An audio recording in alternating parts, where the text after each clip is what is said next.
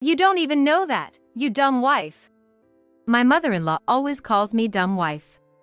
As a freelancer working from home, I'm basically always at home, but my mother-in-law always summons me at her convenience. The chores at my in-laws, weeding the garden, shopping, carrying packages, providing a car as a taxi substitute, none of these tasks are urgent. It all just seems like she wants to have me at her beck and call. When we visited my husband's parents' house to formally introduce ourselves for our marriage, both my father-in-law and mother-in-law welcomed us warmly, so I wanted to get closer to them and decided to live near my in-laws. I never imagined it would turn out like this. Because I'm summoned by my mother-in-law 3 times a week, I can't get my work done. This is affecting my credibility as a freelance programmer. So I talked to my husband, and we agreed that after one last time of providing a car for shopping, I wouldn't have to accompany my mother-in-law anymore. Just endure it one last time, and I would be free.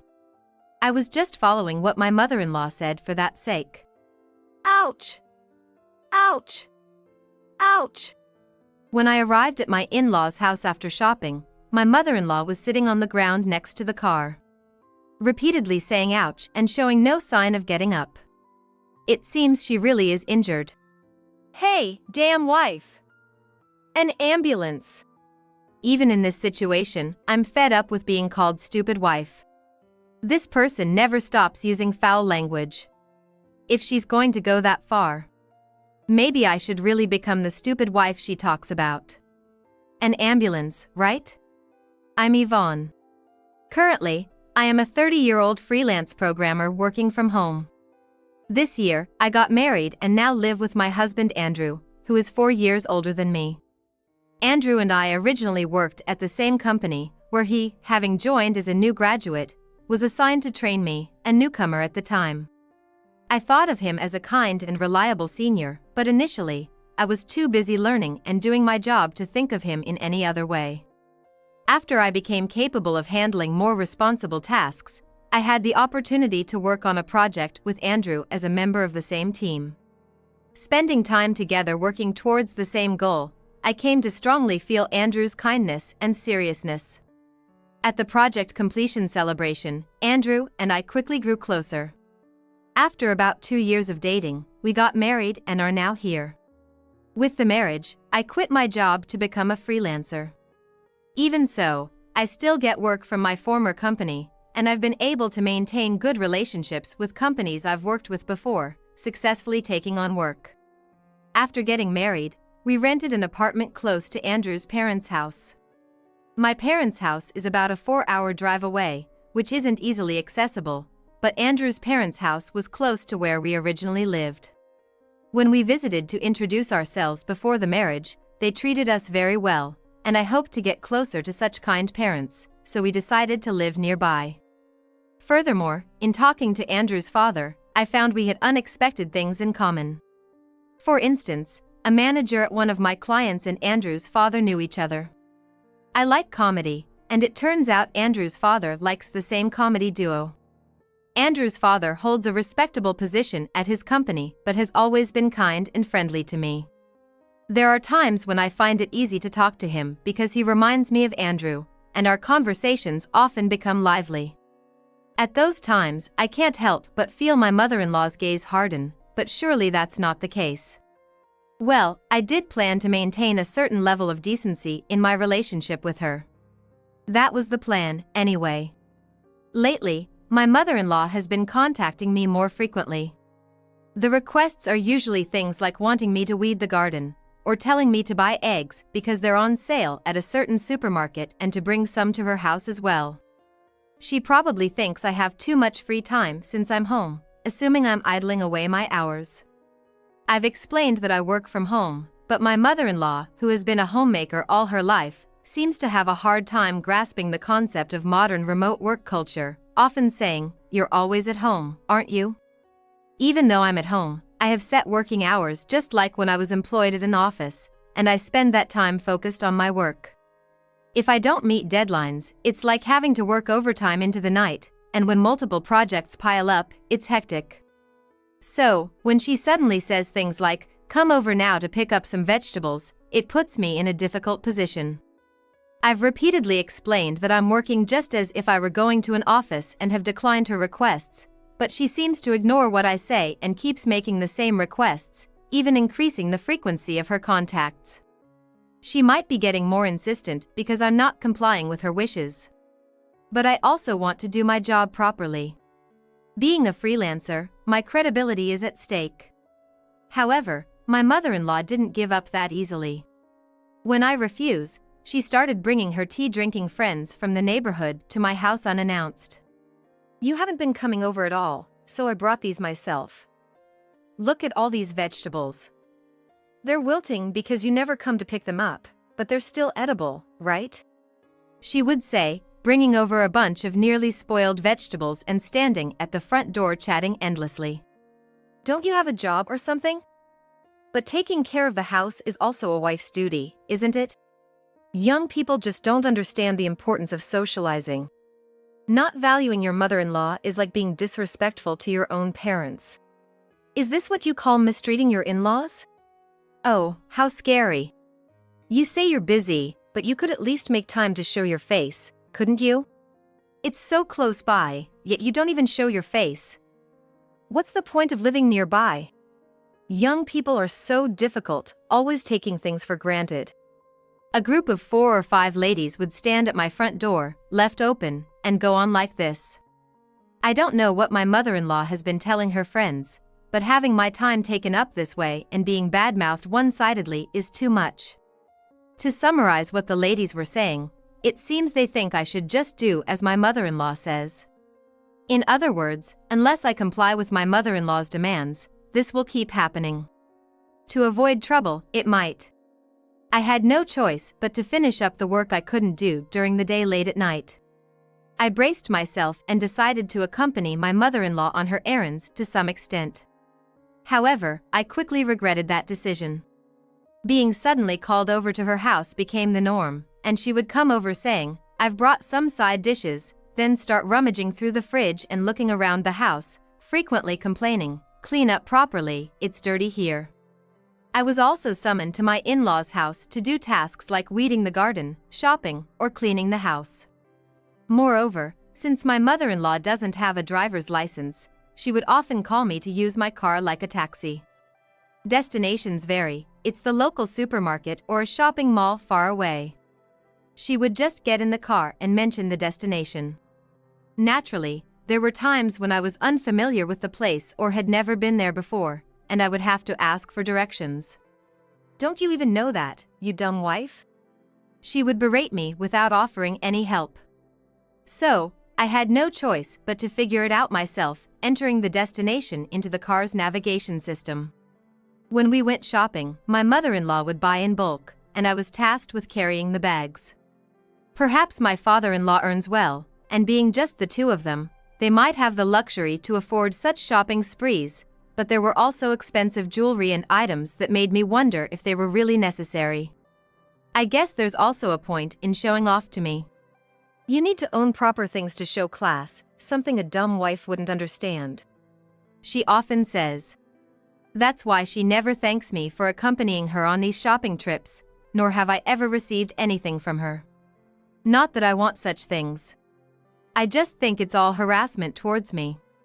I want to quit being in this meaningless and only detrimental role to me, but I'm sure if I refuse, the group of ladies will attack again. What am I supposed to do? Just when I was pondering this. Yvonne, you've been working on weekends and even nights lately. Got a lot of projects piled up? Andrew, who had just returned from work, said while we were having dinner. I'm being exploited by your mom 3 times a week during the weekdays. Huh?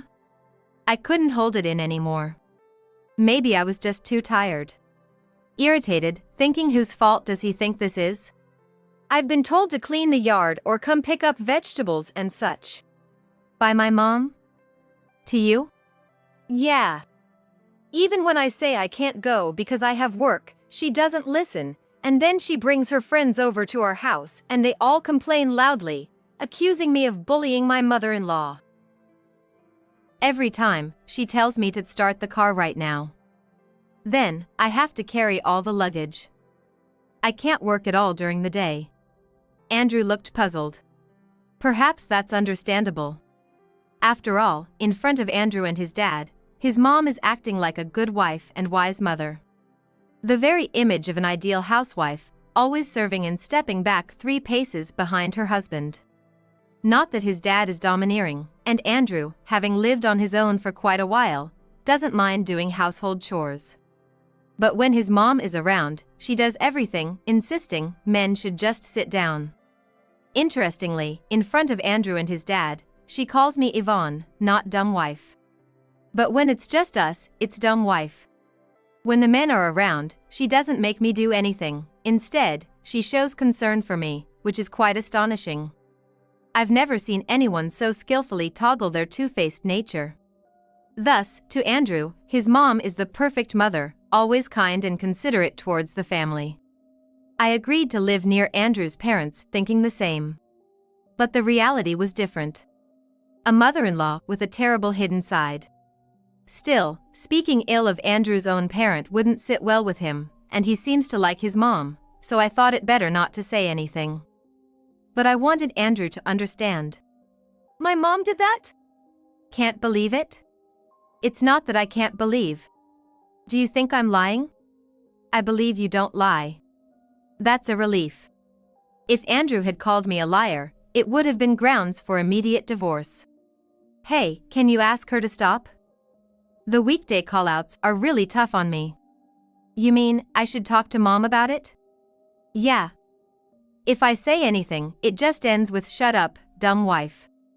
Andrew still looks like he can't fully believe what I'm saying. But he must understand that doubting me here is the real problem. All right, I'll call her now. Thanks. Please do so. Maybe Andrew thought I'd panic if he made the call in front of me, assuming I was lying. But there's not a single lie in my words, so I'm not worried. In fact, if a gentle rebuke from her dear son makes my mother-in-law tone down, I can easily forgive such a small suspicion. Andrew pulls out his smartphone, swiftly navigates it, and puts it to his ear.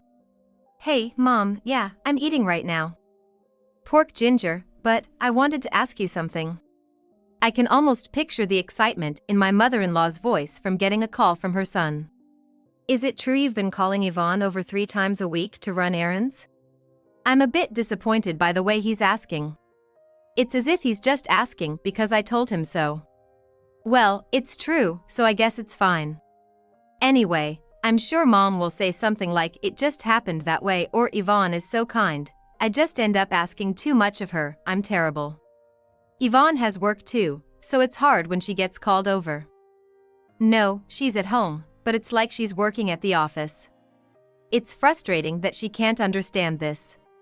Probably my mother-in-law wants me to quit my job and just have kids and take care of the house already. Like she did.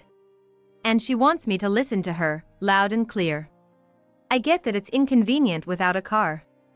Maybe Dad could take you on the weekends or, well, I know it's their day off, but Yvonne isn't off during the weekdays, she's working. Exactly, that's right. Go, Andrew. Secure my sane work hours. Not just if it's just once in a while, but, hold on. Saying that, Andrew pulled the phone away from his ear and looked at me. Mom says she really wants to go to the mall tomorrow. I have a deadline the day after tomorrow. She probably thinks it's okay as long as she schedules it in advance. And Andrew just relays it to me, what's up with that? From Andrew's phone, I can hear my mother-in-law's voice continuing in a high pitch. When talking to Andrew or his dad, her voice is always this sweet tone. But when ordering me around, it's much lower and rougher. She's saying just for a little while in the afternoon. And? Well, I know it's a hassle, but can you just make tomorrow an exception? For a moment, the word divorce flashed through my mind. I've heard that dealing with in-laws can often lead to divorce. So this is what it's like, I thought, as if it were someone else's problem. Then you won't have to do any more errands for Mom. You heard that, right, Mom? This is the last time. Andrew is saying this back into the phone to his mom. Even tomorrow, Yvonne is making time despite having work. You do realize you should be thankful to Yvonne, right? As I listen to Andrew speak, I can't help but feel resigned. It's disappointing to realize that Andrew values his mother so much that he expects me to accommodate her. Yet, realistically, if tomorrow marks the end of following my mother-in-law's commands, there's a significant advantage for me. From now on, I can ignore whatever she says, and if she tries to force the issue, I can just dump it all on Andrew. I even thought, if we were to divorce, I'd be rid of this mother-in-law. Sorry for deciding on my own. But it seemed like the conversation wouldn't conclude without making it a condition. Andrew, apparently done with the call, places his phone on the table. I'm really sorry. Mom doesn't really understand how the world works, and she's stubborn, thinking she's always right, which makes her pushy. So I just have to comply? No, it's not like that. It's just that we need to fulfill one request each to find a compromise. I've been compromising and pushing myself this whole time. Yeah, I know, sorry. Andrew probably couldn't believe that his mom was at fault, but I understand he believed me enough to talk to her. I get that using a condition for negotiation can be effective. But it still feels unfair, and I can't bring myself to thank Andrew for resolving this. What time tomorrow? Around 4 p.m. I hate to break promises, so I'll go, but this is really the last time. Yeah, thank you, I'm sorry. Just looking at Andrew's relieved face irritates me. Why do I have to go through this? I didn't get married to endure such things. In fact, if I hadn't married, I wouldn't have to deal with this at all. My thoughts began to spiral, but I consciously stopped myself. There's no point in thinking further until after tomorrow. Reluctantly, I'll just have to get through tomorrow. As per my mother-in-law's request, I go to pick her up at 4 p.m. only to be told, I'm not ready yet, making me wait about 30 minutes before she finally gets in the car, then proceeds to complain non-stop. Snitching to Andrew, how cowardly. A wife who can't even listen to her family's request is outrageous. Too busy, even though you're just at home? Abandoning someone in need, you're a terrible person. I'm unlucky to have such a dumb wife. It was all in this vein, but if I can just get through today, I'll be free. Since I had Andrew talk to her, my grievances are already known, so there's no need to pretend to be amicable, and I ignored everything my mother-in-law said. Even at the mall, where I was made to carry bags as usual, deciding not to respond made things slightly easier. Perhaps as a form of harassment, my mother-in-law bought especially heavy, large, or expensive items, but after finally finishing shopping and loading the bags into the car, I was ready to head home. Dropping off my mother-in-law and the shopping bags at her house meant this ordeal was finally over. She kept talking on the way back, but I wasn't listening anymore. All I wanted was for this to end. I could think about only that. Upon arriving at her house, I immediately got out and went to the trunk. Could you open the front door quickly? Otherwise, I'm leaving everything right here in front of the door. When I got out of the car and said that, my mother-in-law was making a fuss, probably worried about her belongings being left at the front door. She quietly opened the sliding door at the back and got out, and then... Oh no! It hurts! There was a loud noise, followed by my mother-in-law's voice raising a commotion.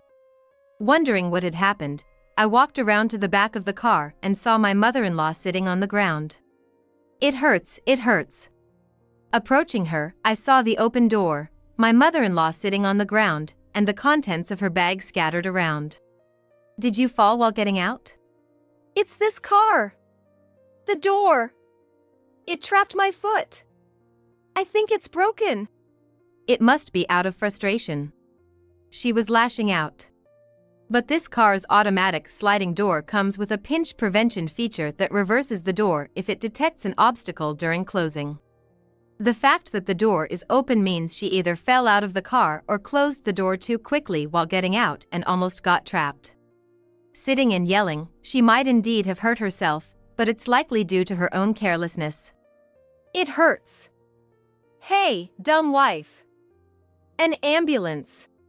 Even in such a situation, my mother-in-law's foul language is unbearable. Always calling me a dumb wife.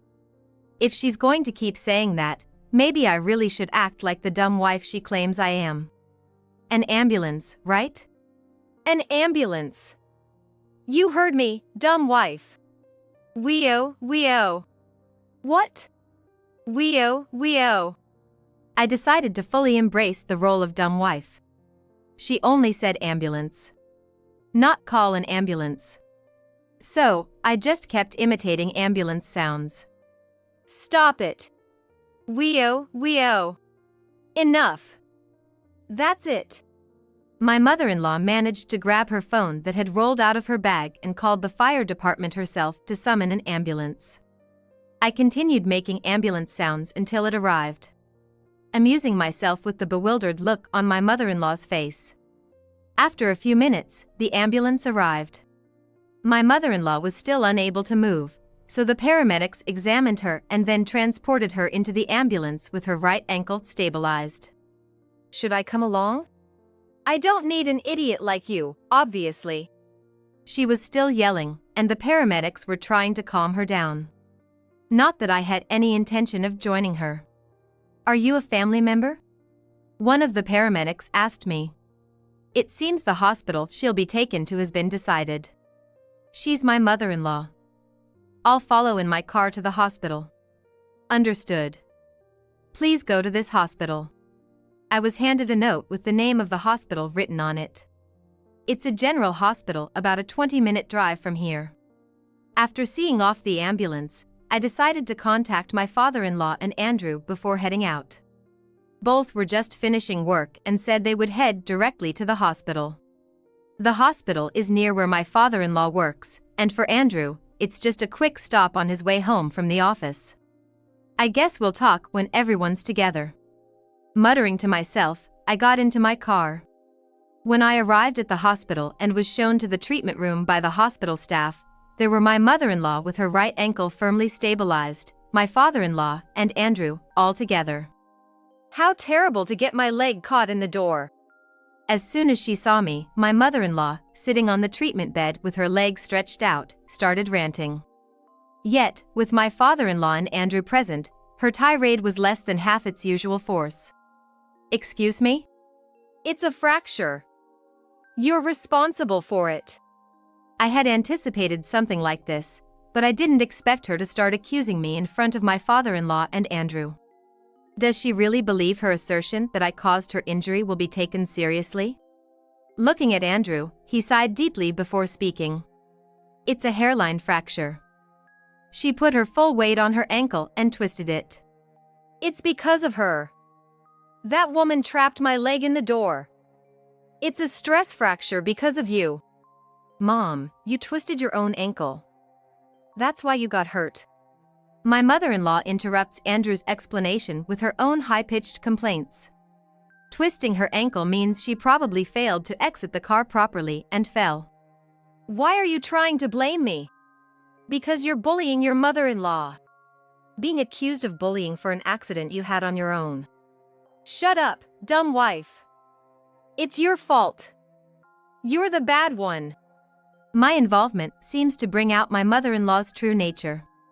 Even in front of my father-in-law and Andrew. Enough now. My father-in-law snapped at my continuously ranting mother-in-law. There's no reason for Yvonne to do such a thing. If anyone's been bullying, it's you. But, that girl, she never listens, being a daughter-in-law and all. Be quiet. Yvonne, can you tell us what happened? My father-in-law apparently never believed my mother-in-law's story from the start. Good. Let's lay everything out. All right. Shall we go to the parking lot? I can explain using the car. After asking the nurse to look after my mother-in-law, the three of us headed to the parking lot. When I saw my mother-in-law sitting on the ground, the rear door was open. So, she either failed to exit the car properly, or closed the door too quickly and made contact, or somehow didn't land properly. I demonstrated by opening the car's sliding door. If the door makes contact while closing, it reopens like this. It's a safety feature that comes with automatic sliding doors. When I touched my arm against the sliding door as it was closing, the door stopped moving and started to open again. That's right. With the old manual sliding doors, maybe, but with automatic ones, it's hard to get trapped unless you fall out of the car. It was her ankle she fractured, Andrew said, sounding exasperated. It looks like you really were being overworked, Yvonne. Sorry for asking you to do this today. Andrew apologized meekly. Although there's a lot I want to say to him, making everything clear is the priority right now. If you look at these messages, you'll see that far from bullying my mother-in-law, I've been called out so often it's interfered with my work. I opened the message screen from my mother-in-law on my smartphone. As my father-in-law and Andrew peered over, I scrolled through past messages slowly for them to see. Listed were messages like, bring the car, buy this, clean the yard, dumb wife, and other insults. What's all this? It might have been a shock for my father-in-law. He muttered, looking stunned. Andrew, seeing the messages for the first time, was silent, his expression one of surprise. By the way, I was carrying bags today too, but didn't have time to unload them from the car, so here's what was bought. I opened the trunk to show the packed items inside. It was filled with bags, many of which were large items, including brand-name goods and jewelry. Let's go back. After thoroughly checking the items, my father-in-law turned on his heel. Andrew and I followed him back to the treatment room. Where did she get the money to shop like this? Upon entering the room, my father-in-law immediately started questioning my mother-in-law. Overwhelmed by his serious demeanor, she seemed pressured. The card. A card? You used the family card I gave you?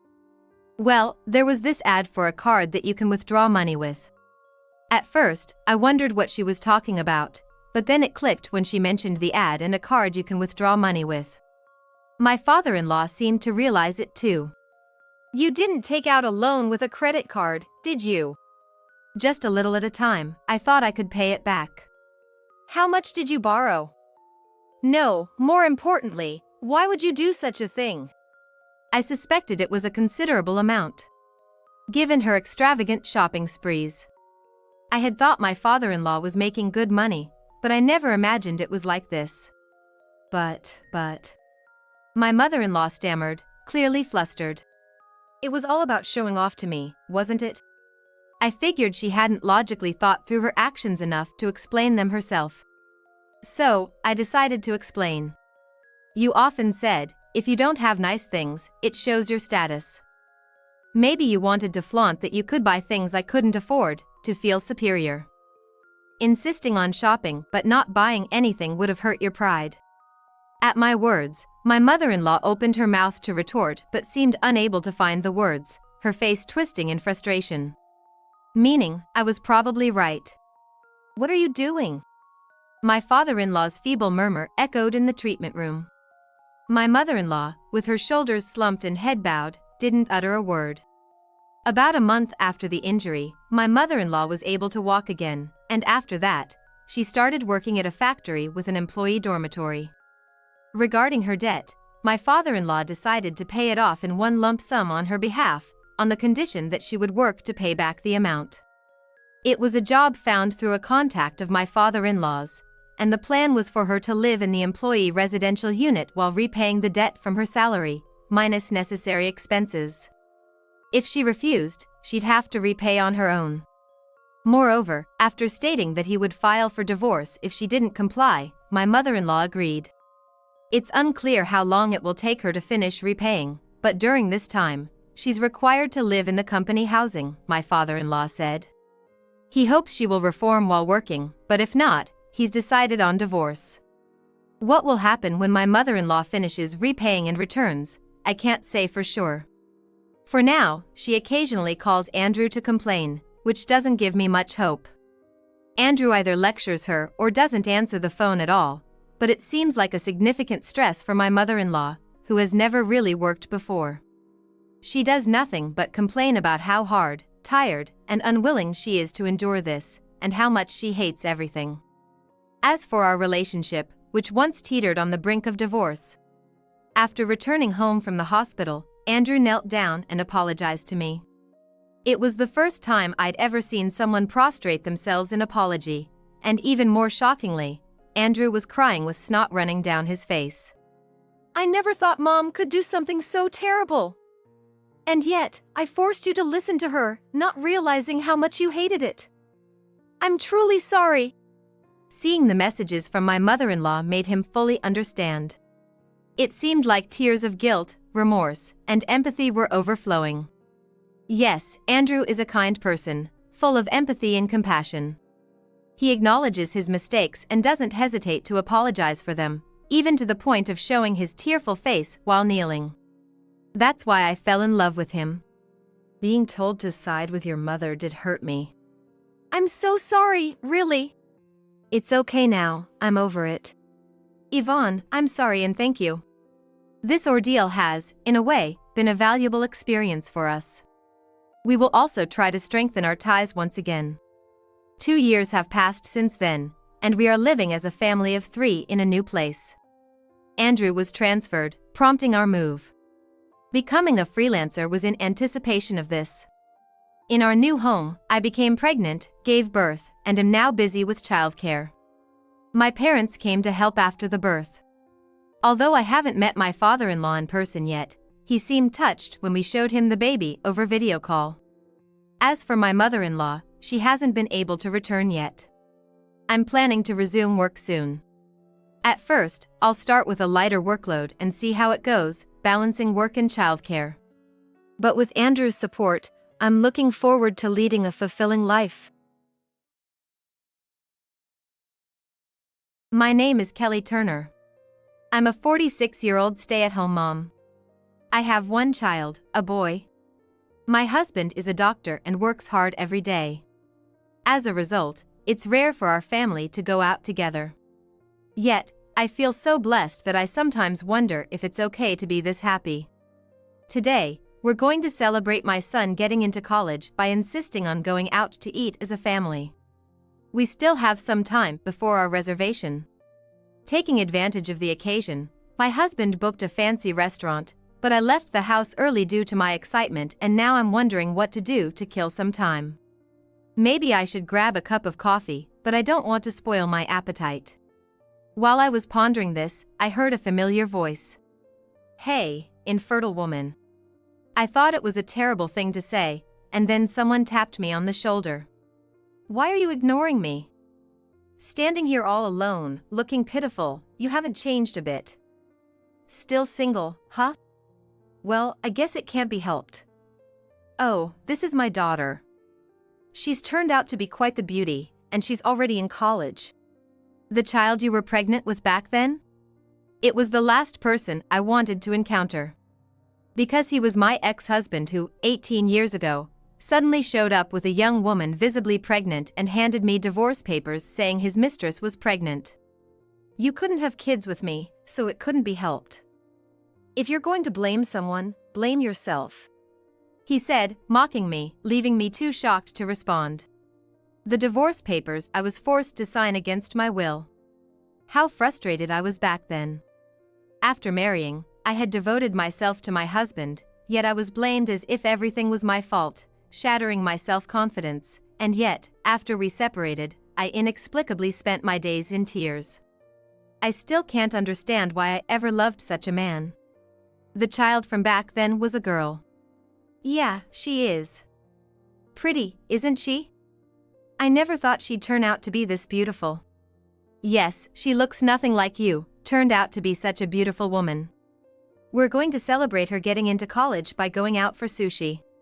Oh, is there a sushi place around here? Yeah, look over there. He said, pointing at a conveyor belt sushi place.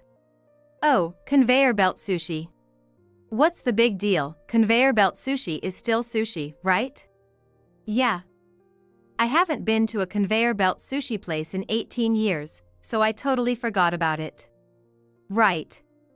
Conveyor belt sushi is great when you go with family, but it's kinda sad by yourself. Whenever I eat out, it's always with family. It just doesn't taste as good when you're not with family. Oh, but you might not understand that. Sorry. All this talk about family, he must really want to show off how happy he is. So, you never remarried, huh? That's too bad. Well, it's not surprising, considering you can't have kids. But you're what, 46 now? At your age, not many men are looking to have kids anymore, so it's probably not even an issue. Is that so? Don't worry about putting on airs. I know better than anyone that you can't have kids. It's the worst, being a woman and not being able to have children. But there are men out there who don't mind that, so you shouldn't worry. Sure. You seem happy, John. Yeah, I'm incredibly happy. That's good to hear. When I said that, I caught sight of my watch. Still have some time, but talking to this person feels like a waste of time. Just then, as I checked my watch, John's wife exclaimed, "Wait, is that watch a designer brand?" Women really do notice brands. Yes, that's right. It's impressive, you could tell just by a quick glance. It's not just the watch, right? Your necklace is real diamonds, and your clothes and shoes are designer brands too.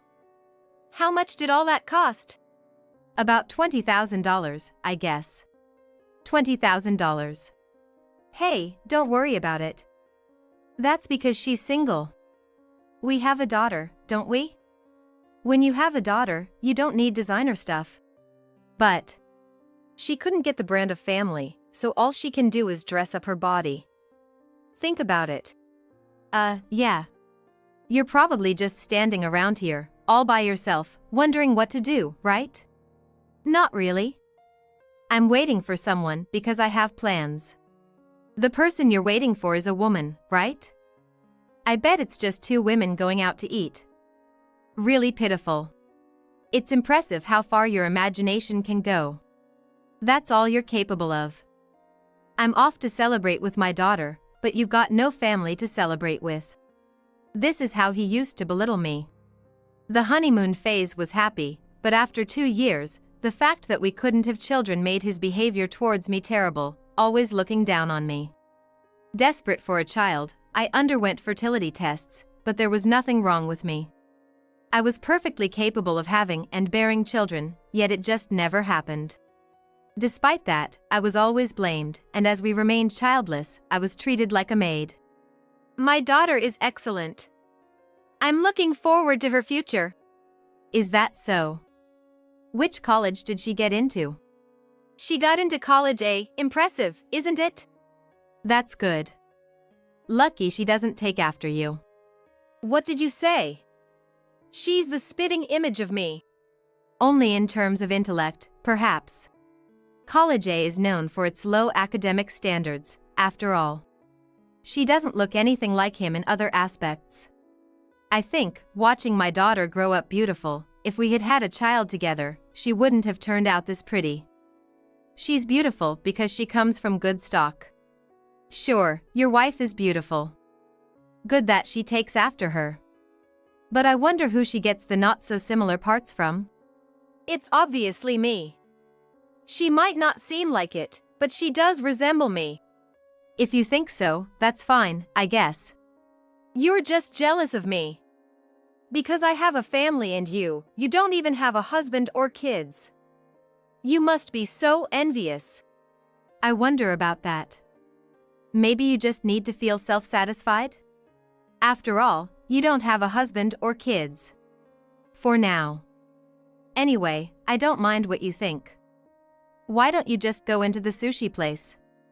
It might get crowded and you could end up without a seat.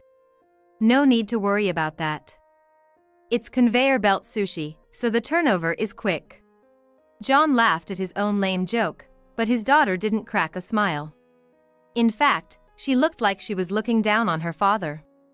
But arguing back would just invite more ridicule, and I didn't want to talk any further. That's when my husband and son arrived. Sorry to keep you waiting. My husband was in a crisp white shirt and a high-end suit, looking as handsome as ever. My son was dressed in a very modern style, but no less handsome. Wait, what? You're remarrying? So that's it, you can't have kids, so you're remarrying someone who already has them? I ignored his comment and turned to my husband. You're early. Yeah, the patient's condition has stabilized. I've left the rest to the team. Is that okay? Yeah, if anything happens, they'll call me. So, you were talking to someone just now? Oh, you saw? I saw you talking as I walked over. I was wondering who you were talking to with Ken. While I was talking to my husband, John and his wife Sabrina were whispering to each other. That's her new partner, right? Isn't that her husband? From the looks of it, he seems to be a doctor. Wait, she's married? Seems like it. Then, that young man is her husband's son? Their imaginations seem to be running wild. Is this person someone you know? Yes, my ex-husband from 18 years ago. Ah, the ex-husband with fertility issues. Who's infertile? The infertile one is that woman. I see, someone who doesn't know how to speak properly. And that girl? Seems to be his daughter. Ah, the child who was in the womb when you split?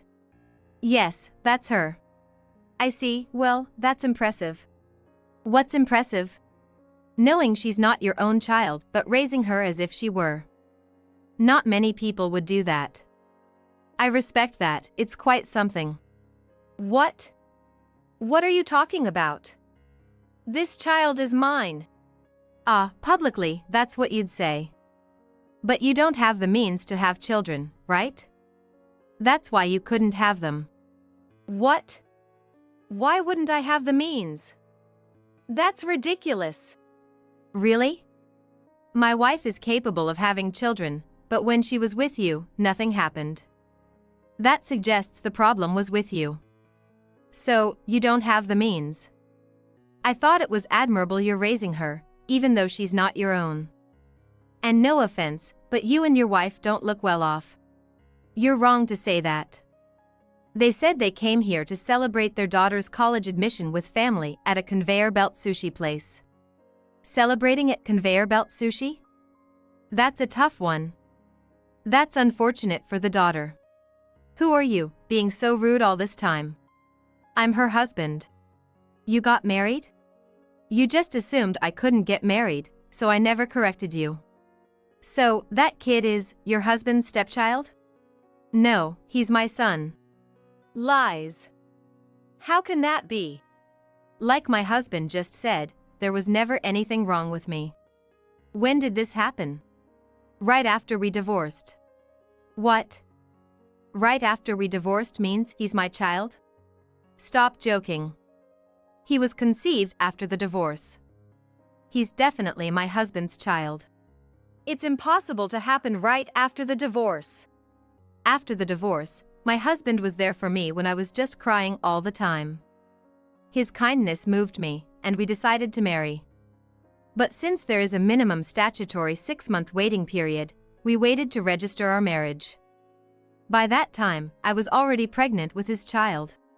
That can't be. You were pregnant with my child when we divorced? No. You might want to believe that, but that's not the case at all. Besides, someone like you, who's infertile, couldn't possibly father a child. Why am I infertile? Because I was proven to be capable of having children when I underwent fertility testing. I told you to get tested too, but you were too scared to do it. That means the problem was with you, right? That's ridiculous. My son was admitted to Harvard this year.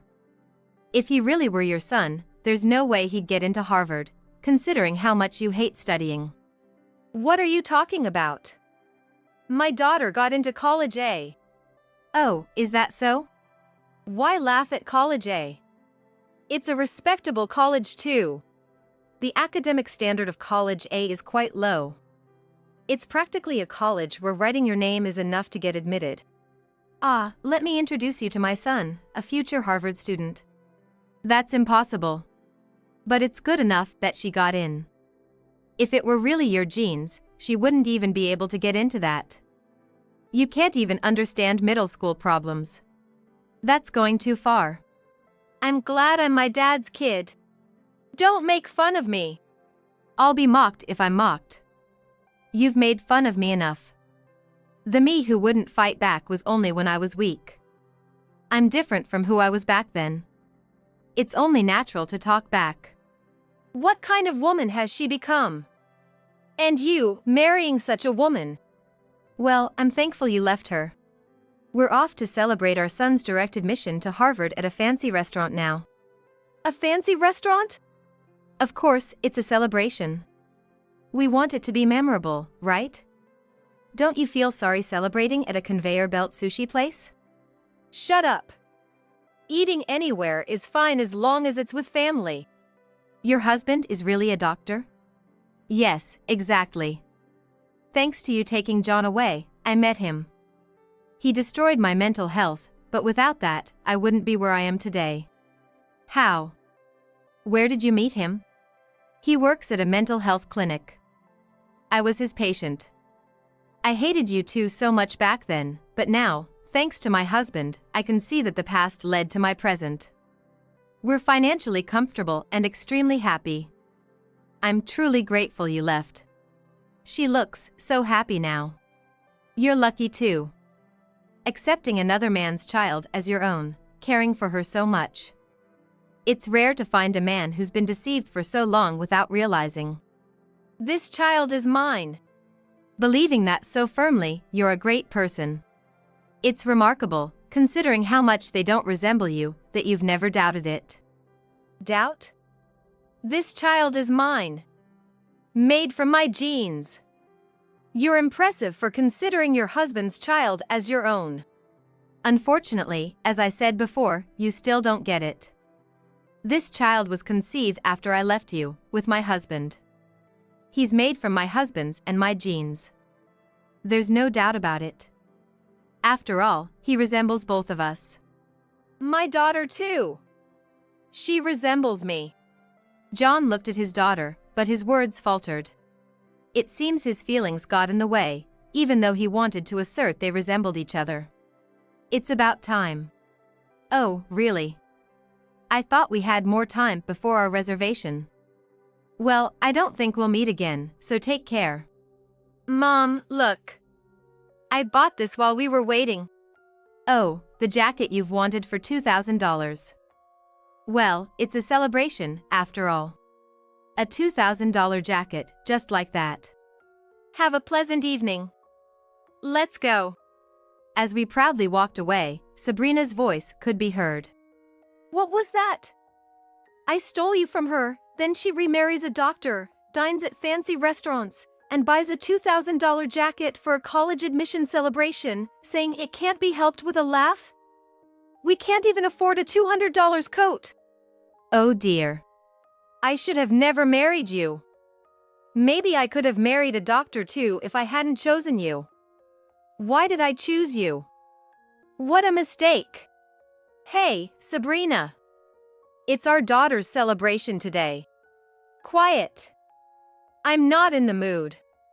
They're going to a fancy place, and why are we at a conveyor belt sushi? It's so frustrating. Having been able to talk back, I felt refreshed for the first time in 18 years and celebrated in more ways than one.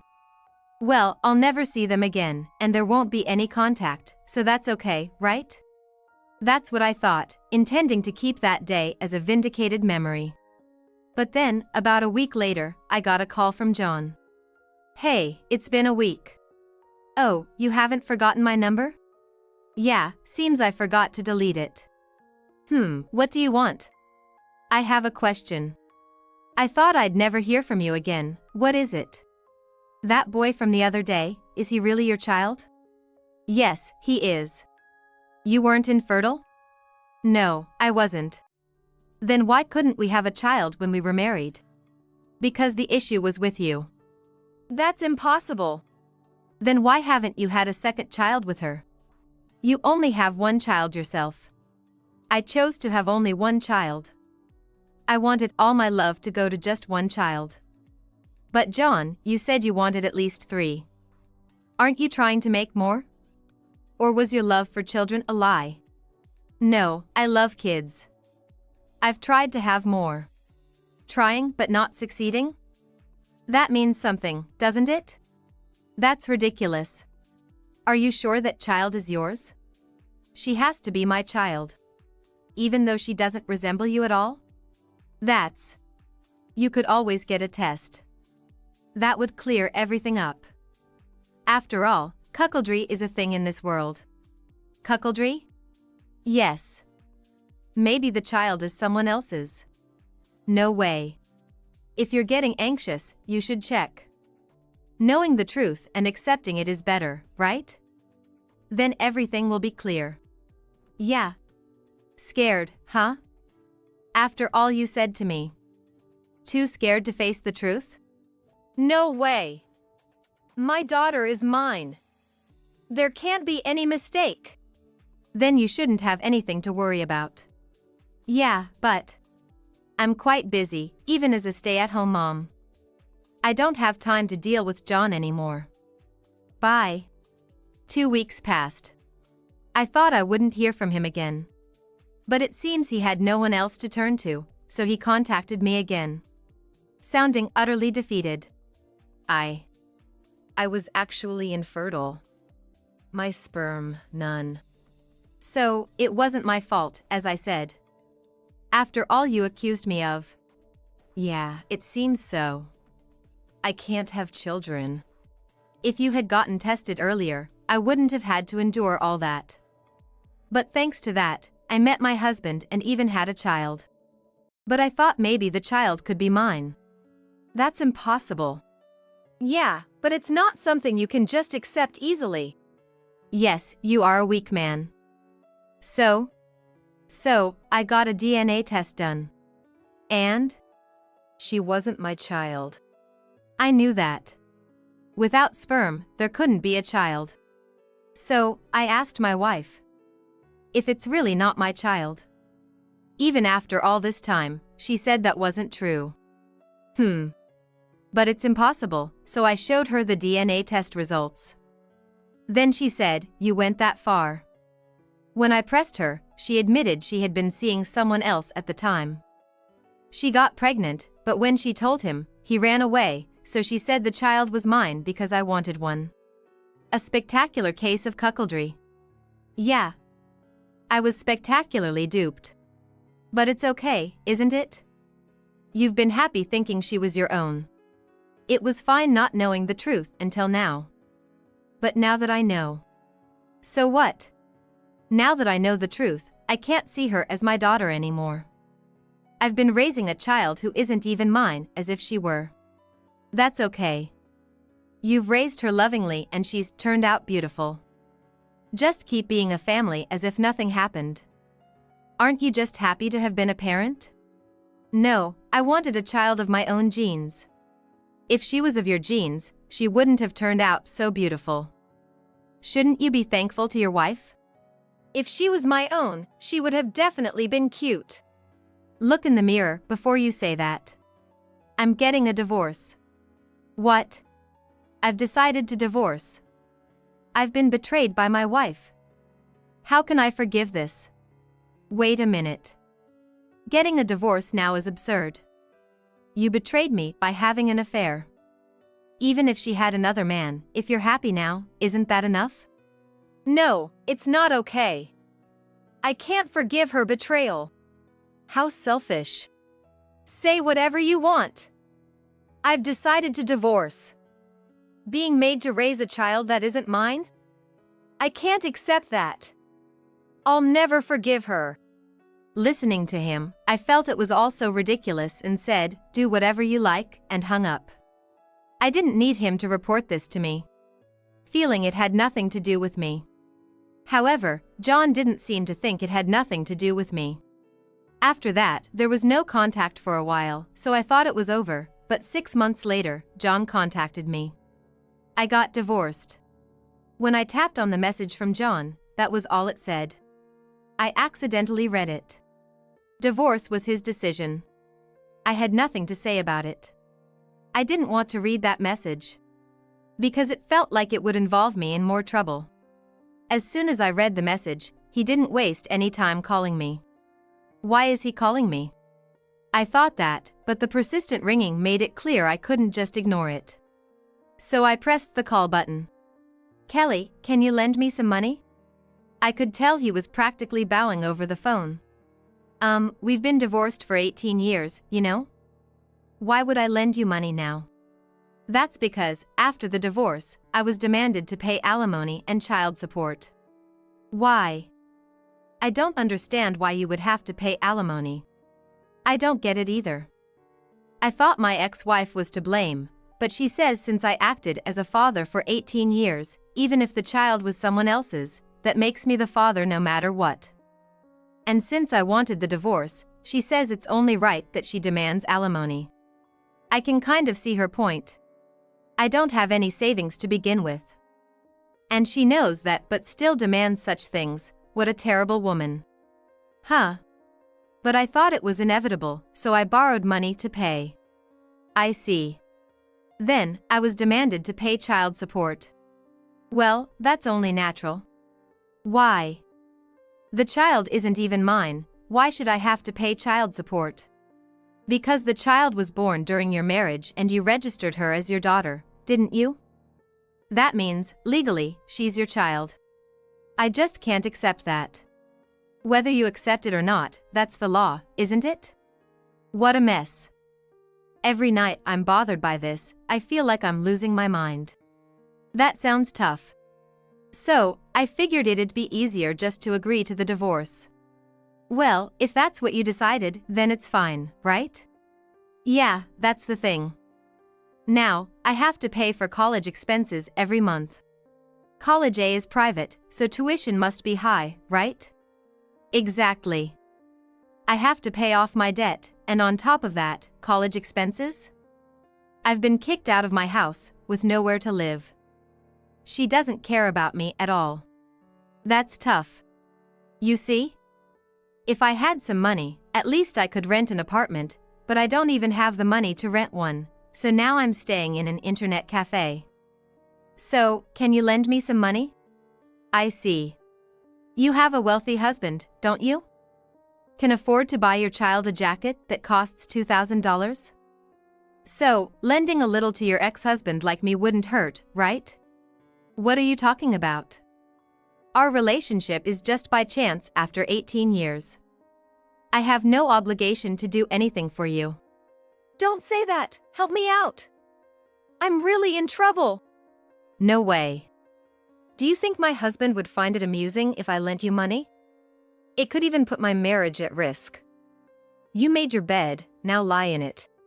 Don't be like that. Am I supposed to just suffer and die in this situation? I don't care, honestly. I don't have any fond memories of being loved by you. If anything, I feel like you're getting what you deserve. Don't say that, come on, please.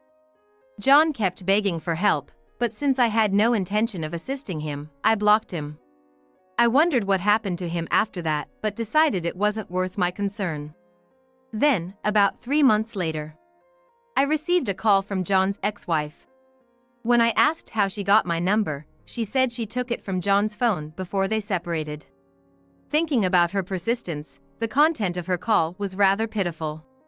You're hiding my husband, aren't you? Why would I need to hide him? I have no lingering feelings for such a man, nor do I see any benefit in hiding him. He hasn't paid child support. He has nowhere else to go, so he must have turned to you. She hit the nail on the head. He did come to me, but I refused to lend him any money. I don't know what happened after that. Is that true?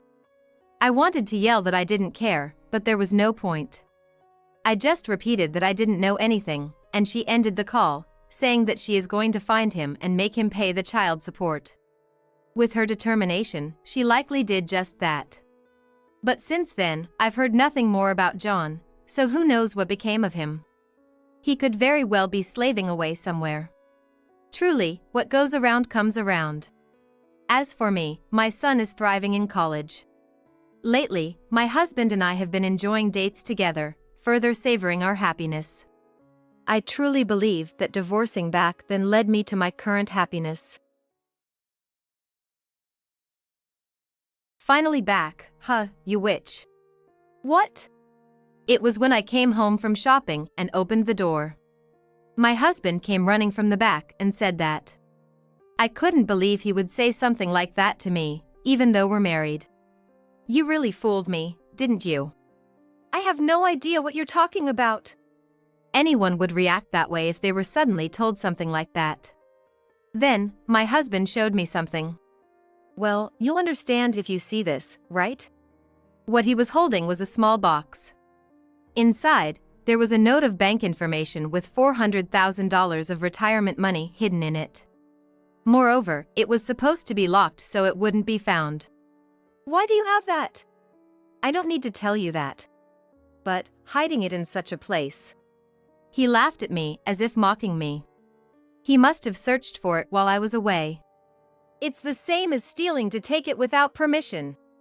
What are you talking about? Your money is our marital property. I'm free to do whatever I want with it, right? Don't joke with me. I gave your retirement money of $400,000 to my mom. No complaints, right? If you refuse, it's divorce. I couldn't understand how he could think that way.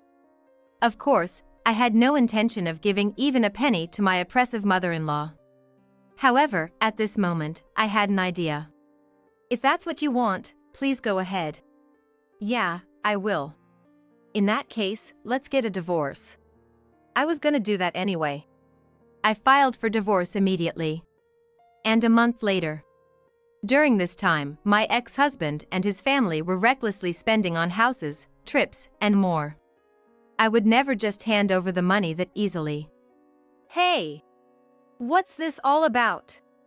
The balance is only 7 cents. That was to be expected. I had been plotting my revenge on them shortly after our divorce. What awaited them was hell itself. I'm Ivy, currently working at a securities company. I've been busy but fulfilling my days. Sorry. The meeting went longer than expected. It's okay. So, where are you taking me today? That's for you to find out. I had a boyfriend since college. Tim, who would later become my husband. It had become a routine for us to go out for dinner after work. We both liked alcohol, so we often went to bars and such. But today was a little different. Here? Yes, let's hurry. He took me to a fancy restaurant with a beautiful night view. While enjoying our time, Tim suddenly got serious. I braced myself. Will you marry me? Are you sure about me? Of course. I want to be with you forever. Yes. I had suspected, but Tim proposed to me. We were applauded by those around us, and I was enveloped in happiness. Then we went to greet his parents. I'm nervous. It's okay, they're both kind. He reassured me, so I was able to greet them without worry. His parents warmly welcomed us, and without any trouble, we became husband and wife. Our married life began smoothly at first. Since we shared household chores, I was able to focus on my work. My dad has. I received a panicked call from Tim while at work. What's wrong? Did something happen to your father? Just got a call from Mom. He collapsed and was taken to the hospital. What? Is he okay? Tim didn't answer right away. A bad feeling came over me. Is he okay? He's unconscious right now. It seems my father-in-law had a subarachnoid hemorrhage. The sudden news confused me too. I'll come too. Are you sure? Of course. I quickly explained the situation to my boss and got permission to leave early. Fortunately, the hospital wasn't too far away, so I arrived quickly. Where's your father? I asked Tim, but he just shook his head. Could it be? He didn't make it. My father-in-law had passed away just before I arrived at the hospital. Then, what about your mother? She hasn't come. Why not? Tim's expression darkened even more. Those two weren't on good terms. I'm hearing this for the first time. They pretended to be okay in front of others. It was shocking news. In the end, my mother-in-law didn't come to the hospital that day. The funeral was led by Tim.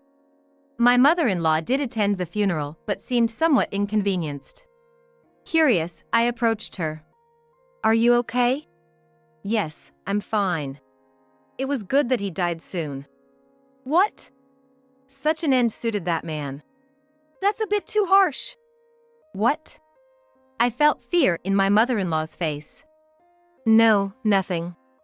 Well, anyway, he's gone now, so I'll do as I please. What do you mean? You'll find out soon enough, she said, laughing. I didn't fully understand the intention behind my mother-in-law's words at that time. And soon, I would face an event that made it all too clear. That day, Tim took a personal day off. I came home after 9 p.m. from work and found an unexpected person waiting, my mother-in-law. Do you always come home this late? Why are you here? Shouldn't I have come? No, it's not that. Where's Tim? He said he was going out to eat with friends and left a while ago. I had received no such message. The problem was, this was the first time I was alone with my mother-in-law. Ever since hearing about her relationship with my father-in-law, I had been wary of her. Let's not stand around talking here. Come in. Yes. She acted as if it was her own house.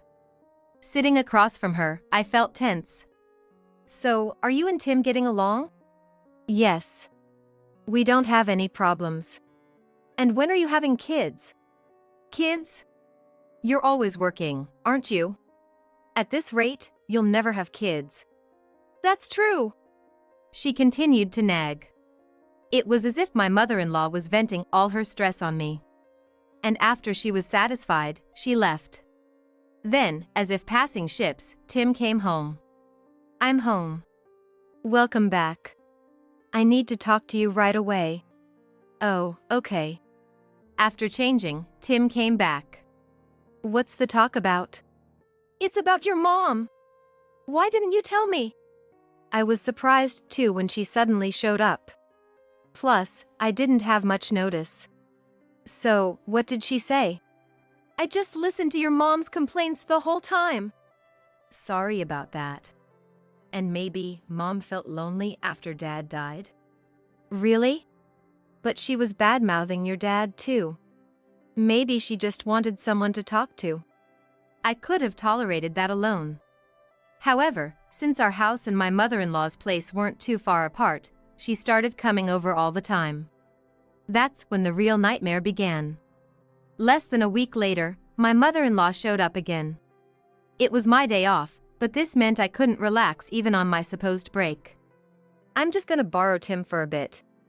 Are you going somewhere? Never mind that. We'll be off then. With that, the two of them left. What bothered me was that Tim didn't say anything about it. Anyway, I decided to catch up on the household chores I couldn't do during the work week. They didn't return until the evening. We're back.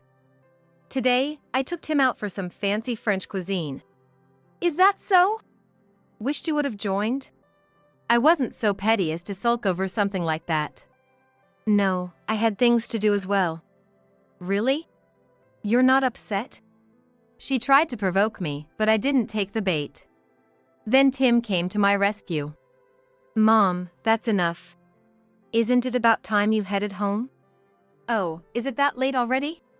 Well, I guess I'll be leaving then. See you later, Ivy. After seeing my mother-in-law off, I let out a big sigh. Sorry about today. Couldn't help around the house. It's okay. I could manage on my own. I thought spending a little time with her would make her happy. She disliked your dad, but maybe she just misses having someone to argue with? I'll tell her not to come over for a while. Thank you. I felt relieved to have someone so dependable. After that, my mother-in-law stopped coming over unannounced, and we could live in peace. Our interactions were limited to occasional family gatherings, and life was peaceful. I turned 30 and we were blessed with the child we had longed for. I believed this would make us even happier. Mom says she wants to help you out, Ivy. What do you think? She means to take care of me? It was about 10 weeks into my pregnancy. Probably. I was really torn. I didn't want to deal with my mother-in-law, but morning sickness was getting worse, so the offer did have its merits. What should I do? I'll support you as much as I can. That decided it for me. Then, let's accept her offer. Okay. I'll let Mom know. A week later, my mother-in-law arrived. And she brought a lot of stuff with her. What's with all the baggage? Well, I'm going to be taking care of you, so I'll need to stay here for a while. I had assumed she would be coming over as needed. I immediately checked with my husband. What does this mean? Is your mom planning to stay here? I didn't know about this either. For now, let's just go with what my mom says. Make sure you're there to back me up if something happens. Yeah, I get it. I was doubtful he truly understood, but I had to trust his word. And so, the three of us started living together. I'll be using this room. Wait a minute, that's my room. I had secured a room to use as an office when we moved into this house.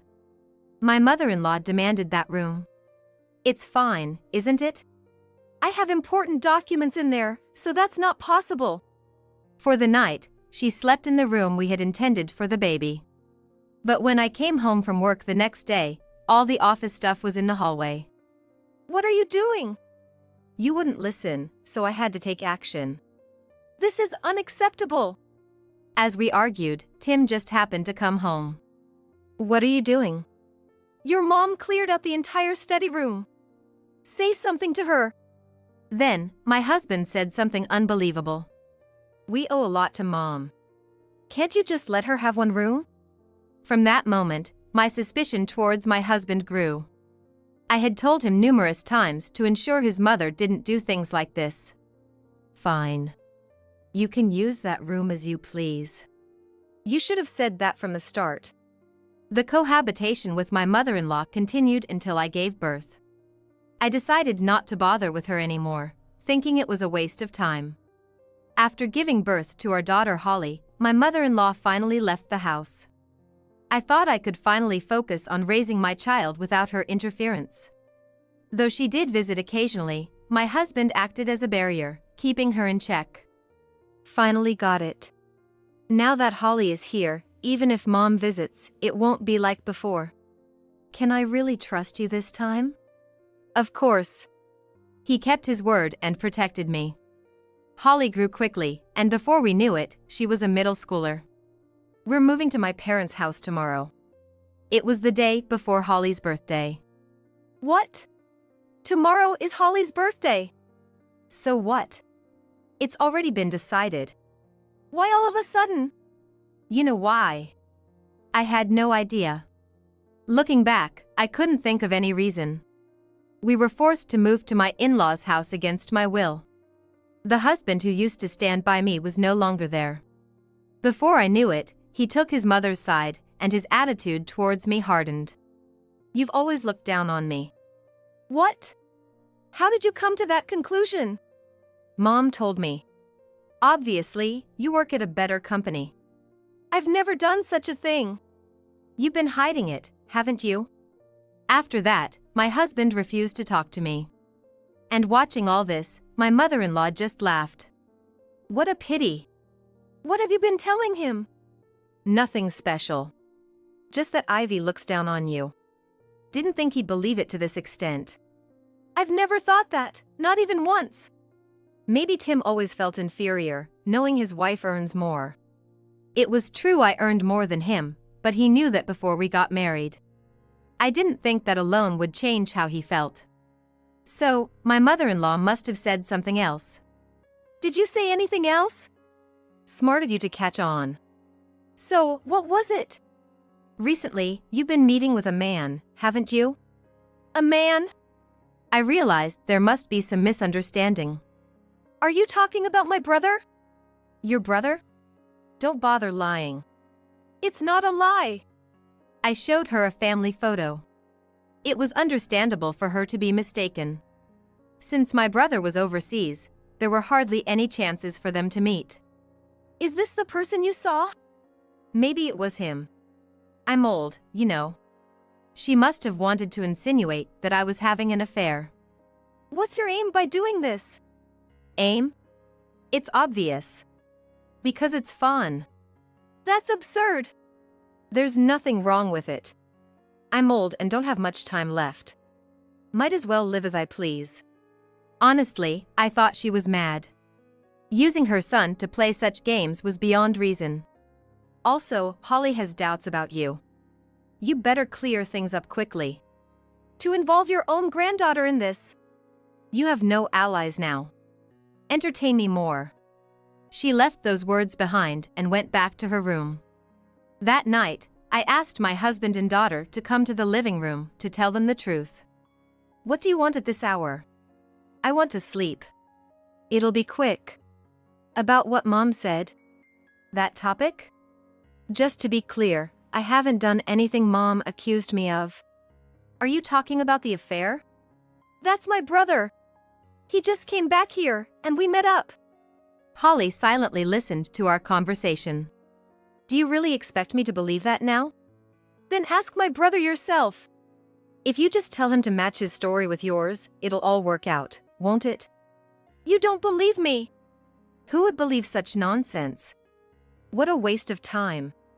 Be prepared. My husband headed to the bedroom, leaving me and my daughter alone. As I slumped on the sofa, my daughter spoke up. I believe you, Mom. Holly. If I look at how you've been, I can tell you're not lying. Thank you for believing in me. Just hearing that made me incredibly happy. But the turmoil with my husband and mother-in-law was far from over. As soon as I arrived at the in-laws, the harassment from my mother-in-law began. From now on, you'll follow my instructions. You're in a position to be grateful. I didn't respond. Apparently, that triggered her. Not replying is disrespectful. You'll clean until I say you're done today. Saying so, she left with my husband and daughter to celebrate the birthday. Left alone, I cleaned the house furiously to vent my frustration. They returned late at night. Both my husband and mother-in-law ignored me.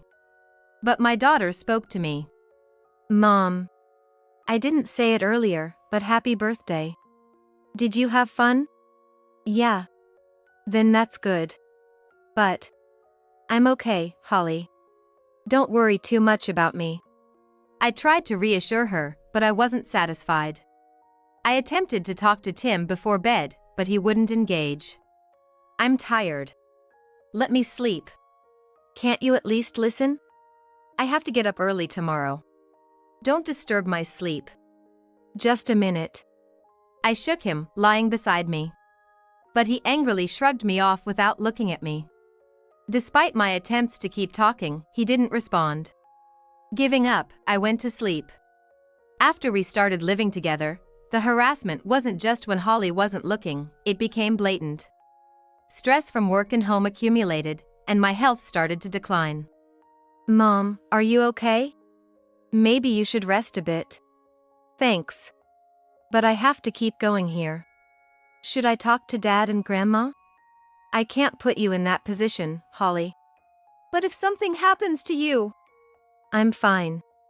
If I really can't handle it, I'll rest, okay? Holly was the only one concerned about me. Tim and my mother-in-law seemed indifferent to my health. Instead, they seemed to push me further. One morning, I overslept unusually. Hey, how long are you going to sleep? Tim kicked the bed. Sorry. I'm not feeling well. That's not my problem. Get up and make breakfast. Just give me a moment. Hurry up. He tried to drag me out of bed. I'm getting up. Despite feeling headache and feverish, I got up to prepare breakfast. Finally up, huh? Don't dawdle and get ready quickly. We're running out of time, hurry up. I decided it was better to follow orders than to argue back. I quickly made breakfast and set the table. By then, I was at my limit. All this time, and this is all you could make? I had prepared scrambled eggs, soup, and bread. What is this? Serving such a lazy meal, what were you thinking? My mother-in-law sighed. Tim joined in her criticism. Really, just like Mom said. This isn't fit to eat. Then let's have you remake it. Hearing those words, I felt my consciousness fading. Not even able to prepare a decent meal. This is the problem with people who can only work. Don't just stand there, get moving.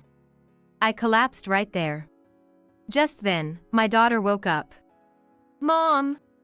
After hearing her voice, I completely lost consciousness. When I woke up next, I was lying in a hospital bed. Where am I? You're in the hospital. We called an ambulance. Holly called for me? Yeah. I told you not to push yourself too hard. My daughter was worried but also angry. Sorry. And those two? She seemed hesitant to answer. They were here until they found out it was overwork. Then they left. I see. It's just wrong. Only Mom ends up like this. I've been targeted for a while. Can't we do something? It'll only get worse. We can't continue like this. I stayed in the hospital for about 2 days. Leaving the hospital, I pondered what to do next. Continuing as we were, something like this might happen again. So, I thought of reducing the stress a little. There wasn't much I could do about my husband and mother-in-law immediately. That left my job. Perhaps quitting was the only option. Fortunately, my company was looking for early retirees due to the economic downturn. I was 45 this year. I've been with the company for over 20 years. Still of working age. Yet, I chose early retirement. I've decided to quit my job. What? Why are you making decisions on your own? You say that? Who do you think caused all this? Plus, you'll be happy I quit my job, right? What? Well, I might have been earning more before, but now you'll be the main breadwinner. Well, that's true. Now that you're in a superior position, it's not a bad thing, right? Tim seemed a bit smug. He was satisfied with me being beneath him. This was exactly what I was aiming for. There was something I absolutely could not let them find out. The existence of my severance pay. If they found out, it wouldn't end well. So, I decided to keep it a secret. Now that you've quit your job, you'll take care of everything at home. Okay. Oh, being cooperative now. Now that I'll have more time. Since then, focusing solely on household chores, my health began to improve. I could endure that much. And then, as I came home from shopping and opened the door. Finally back, huh, you witch. What? My husband came running from the back and said that. I couldn't believe he would say such a thing, even though we're married. You really fooled me, didn't you? I don't understand what you mean.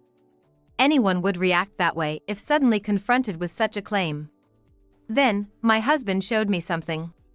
Well, you'll understand if you see this, right? What he was holding was a small box. Inside was a note of bank information hidden with $400,000 of severance pay. Moreover, it was supposed to be locked so it wouldn't be found. Why do you have that? I don't need to tell you that. But hiding it like this. He laughed at me as if mocking me. He must have searched for it while I was away. Taking it without permission is just like being a thief. What are you talking about? Your money is our marital property. I'm free to do whatever I want with it, right? Don't joke with me. I gave your severance pay of $400,000 to my mom. No complaints, right? If you refuse, it's divorce. Then my mother-in-law came. Your money will be put to good use by us. You'll regret this, I'm sure. What? That should be your line. You don't have the guts to divorce anyway. Just like Mom said. Without a job, you can't even live properly after divorce, can you? It was a mystery how they could think that way. Of course, I had no intention of giving even a penny to my oppressive mother-in-law. But here, I had an idea. If that's what you want, go ahead. Yeah, I will. In that case, let's get a divorce. I was planning on that anyway. Right, Mom? Yes, of course. We don't need someone useless in this house. Then I have one condition. Holly will stay with me. Do whatever you want. There was no need for pleasantries with a husband who would treat his own daughter that way. Then, I'll prepare the divorce papers immediately. Of course. The next day, I got the divorce papers and drafted another contract. Before submitting the divorce papers, could you sign this first? What's this? It's a pledge regarding our divorce. If you sign this, I won't claim any of your property. It's in your interest, right? Really? Of course. Fine, I'll sign it. And so, my husband signed the divorce papers. Then I explained the situation to my daughter. That's why we need to prepare to leave immediately.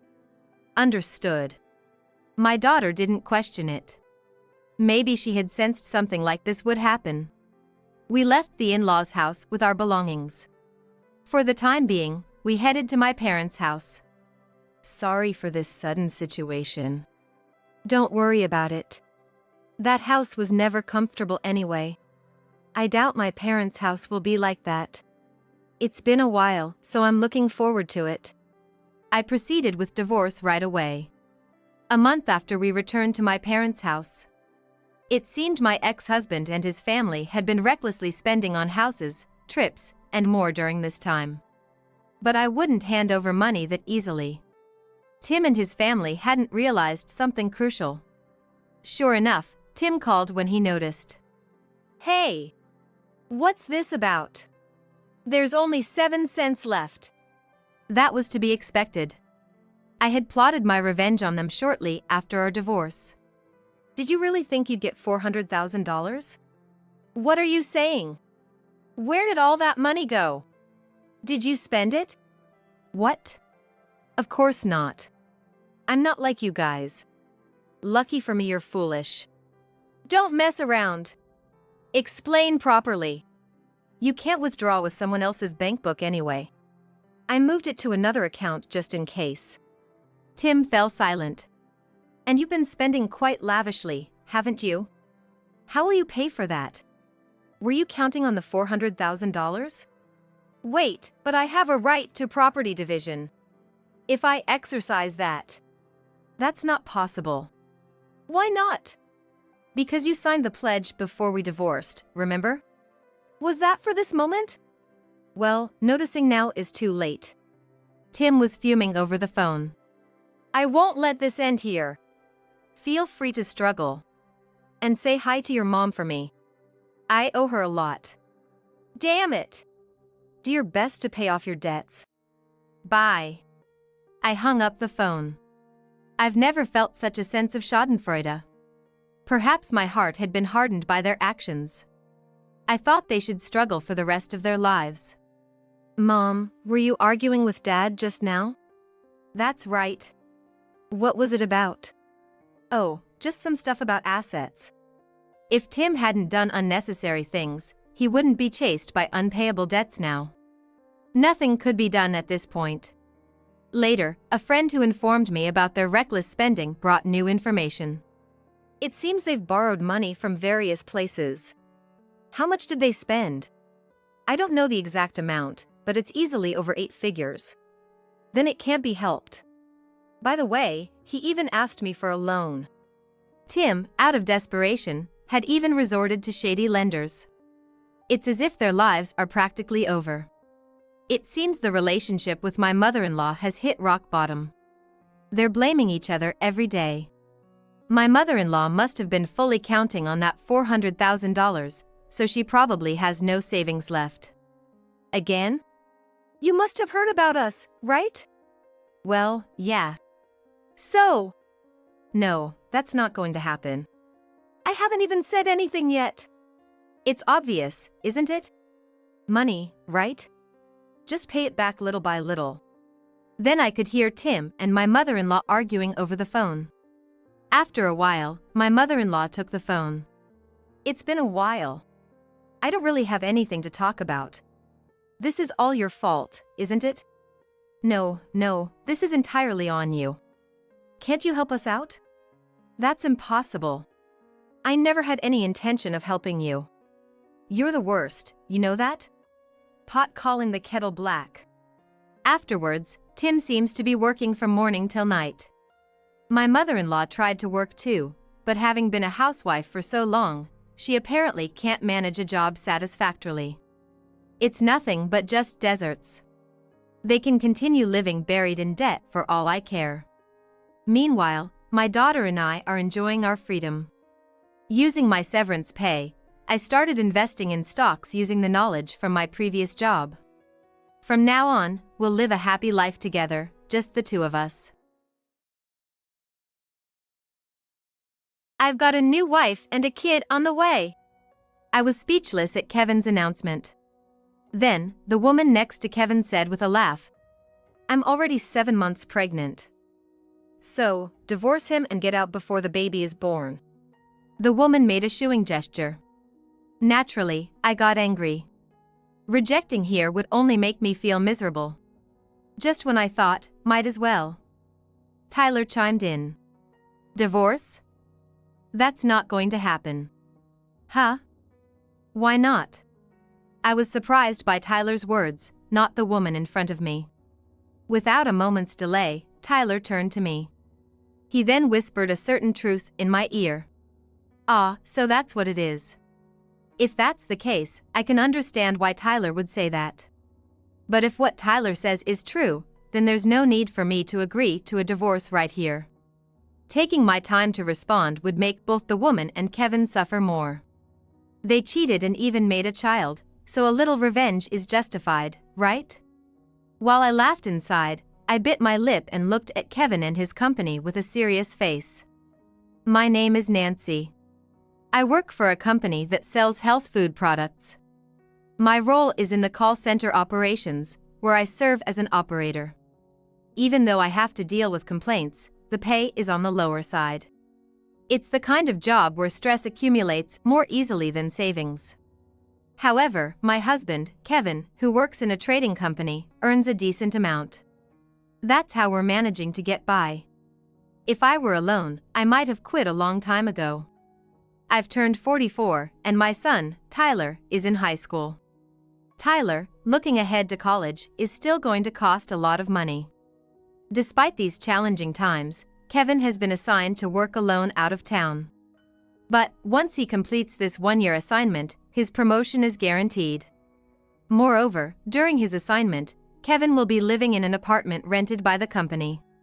Since I live in the house that Kevin built a few years ago, the only increase in expenses will be Kevin's living costs. It's just a year of endurance, and I have to focus on saving.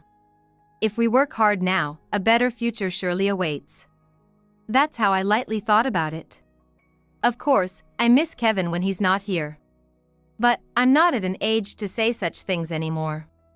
Besides, before marrying Kevin, it was common for us not to see each other for days. Our meeting was through a friend's introduction. Both of our friends got married, and it happened at their wedding. Both of our friends got married, and it was at their wedding where we were introduced to each other. That's how we started dating. But even from the beginning of our relationship, Kevin often had to leave home for business trips. "Can we go on a date this week, right?" "Sorry, I've been asked to go on a sudden business trip." "What? Another business trip?" Kevin would soothe me as I pouted in disappointment. This became a repeated occurrence. Kevin worked for a trading company and had clients all over the country. During the busy seasons, they were short-handed.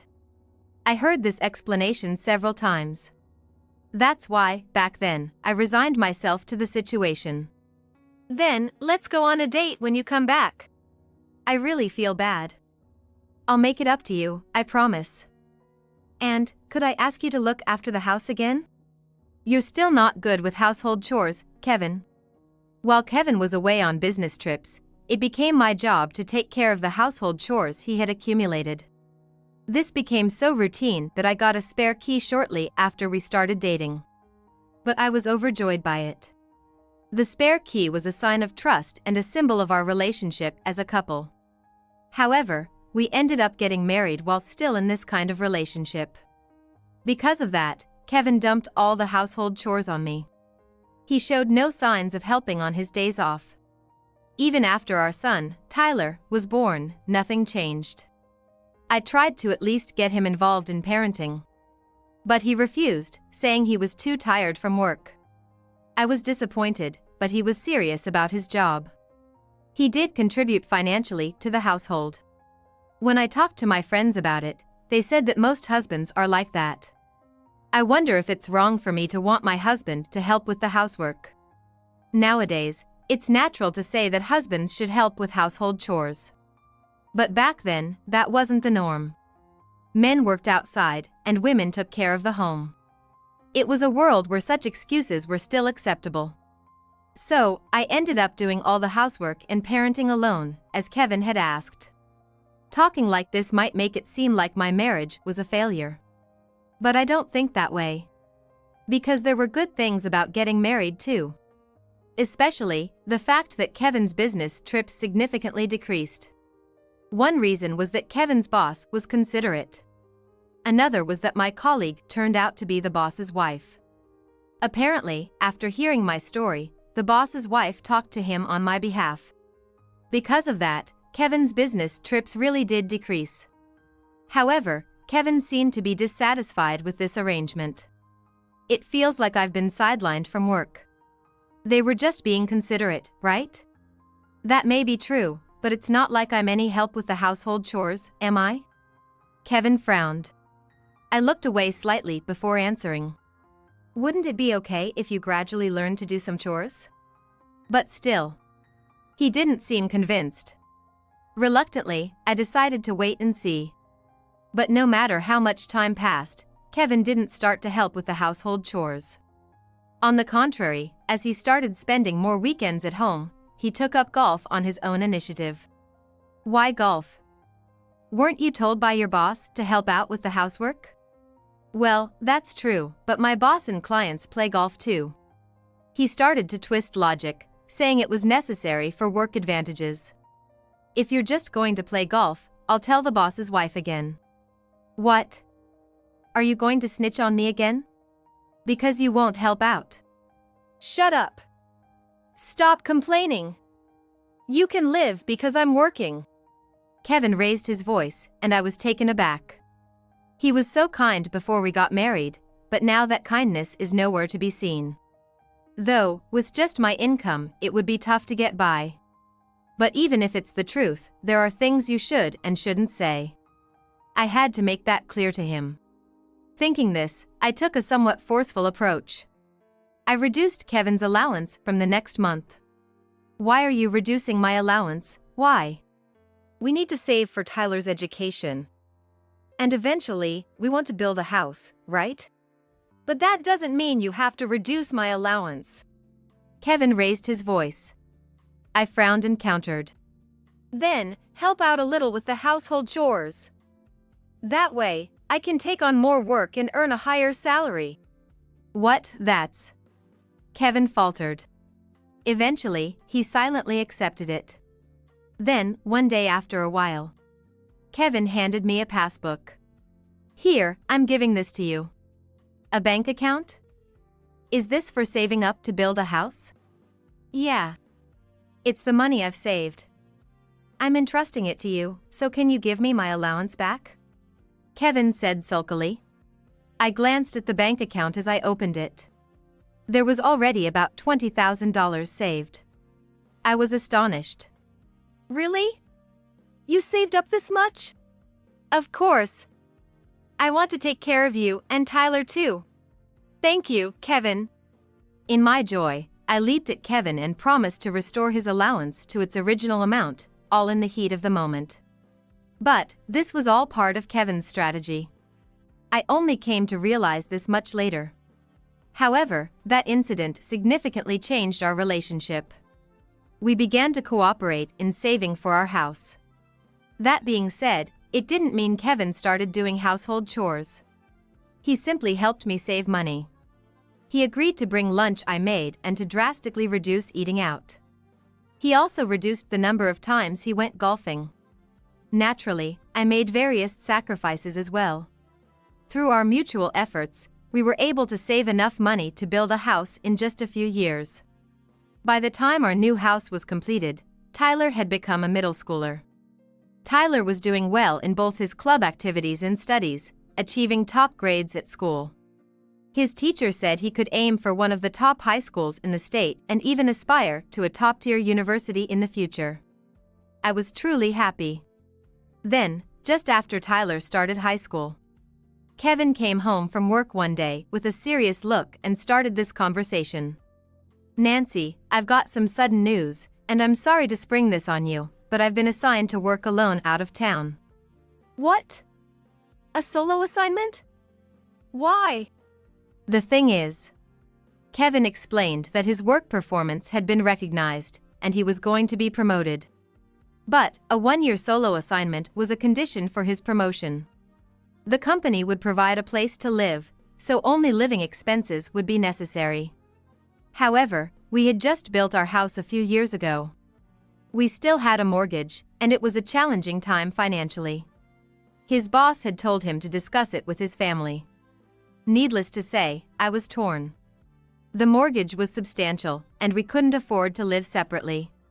Traveling back and forth on weekends would be a significant expense. Enduring just 1 year could lead to a promotion and more financial leeway. Kevin appeared keen on the idea. Despite my reservations, I decided to support him. "It's just a year. We'll manage." But the mortgage. "Don't worry. I'm also working." "Thank you, Nancy." That's how I came to send Kevin off.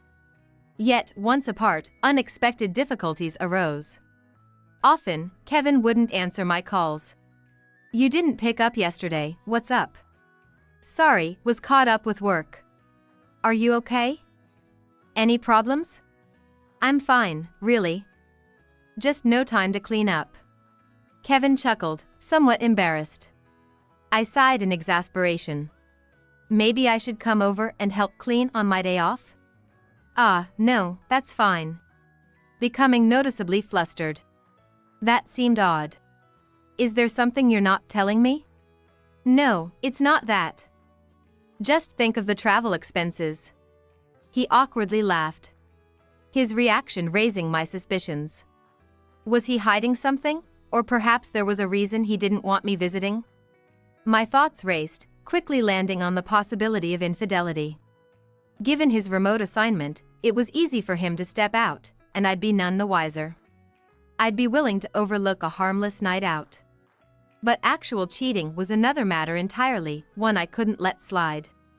I couldn't forgive that. Despite feeling unsettled, with no evidence at hand, I let it go for the day. Yet, the unease in my heart didn't vanish. I spent my days engulfed in this unease. Then, as Kevin's year of solo assignment was nearly up, I came home from work to find the lights on unexpectedly. Tyler should have been late due to club activities. So, who could it be? With caution, I opened the front door. There were Kevin's familiar shoes in the entrance. But, there were also women's shoes that I didn't recognize.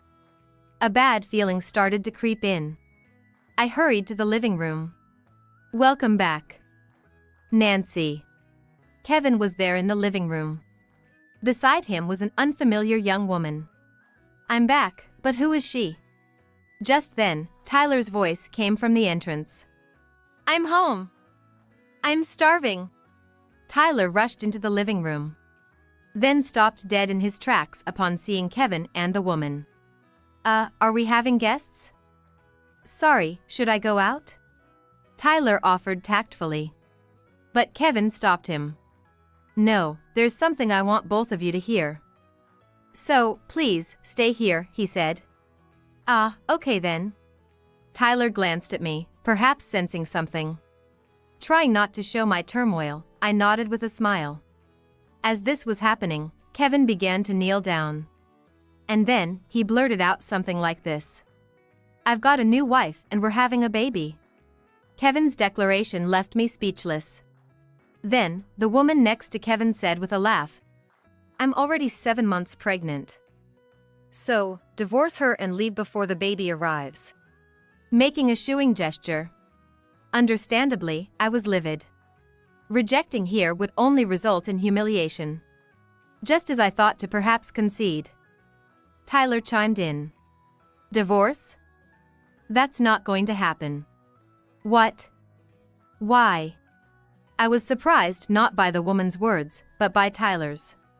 Without missing a beat, Tyler turned to me and whispered a certain truth. Ah, so that's how it is. If that's the case, I can understand why Tyler would say that. But if what Tyler says is true, there's no need for me to agree to a divorce right here. Taking my time to respond would make both the woman and Kevin suffer more. After all, cheating and fathering a child warrants some form of retaliation. While inwardly amused, I stared down Kevin and the woman with a serious expression, biting my lip. Do you even realize what you've just said? Kevin quietly nodded. Kevin has a family with me and Tyler. Yet, he says he's got a new wife and child. How could this not be absurd? What are we then? I gave Kevin such a look. Then, the woman started to complain, puckering her lips. Just leave already.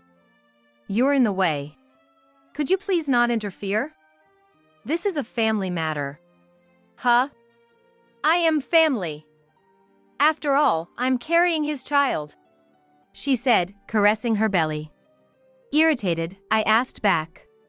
Excuse me, but what's your name? Me? Naomi. And who are you? She smirked, snorting in disdain. Though it seemed unnecessary to even ask, I responded. I'm Nancy, Kevin's wife. Wife. You won't be needing that title anymore. Why's that? Because Kevin's leaving you for me. Naomi laughed heartily. Beside her, Kevin's face had turned pale. But setting that aside, something became clear from the conversation. Naomi had been pressing Kevin for a divorce. Indeed, Kevin mentioned having a new wife and child but never said he wanted to divorce me. Well, even if he hadn't said he wanted a divorce, a husband who cheats and fathers a child is no husband I desire. I see no option other than divorce myself. But as Tyler said, now is not the time for divorce. I'll divorce him, but only after thorough preparation. That's the best course of action. The more I thought about it, the more my irritation grew. I felt like I couldn't take it anymore. Reaching my limit, I told Kevin this. Sorry, but I need some space. Please leave. No, but... Isn't it clear you're at fault here? Or do you intend to make things worse? Faced with my stern gaze, Kevin quickly averted his eyes. Then, he hurriedly gathered his things and somewhat forcibly got Naomi to stand up. Naomi, for today, let's just... Huh? Didn't you say you'd divorce her? Or are you not planning to take responsibility? No, it's not that, just for today. Kevin forcefully led Naomi to the entrance. He then bowed apologetically and left. Once they were gone, I collapsed in relief.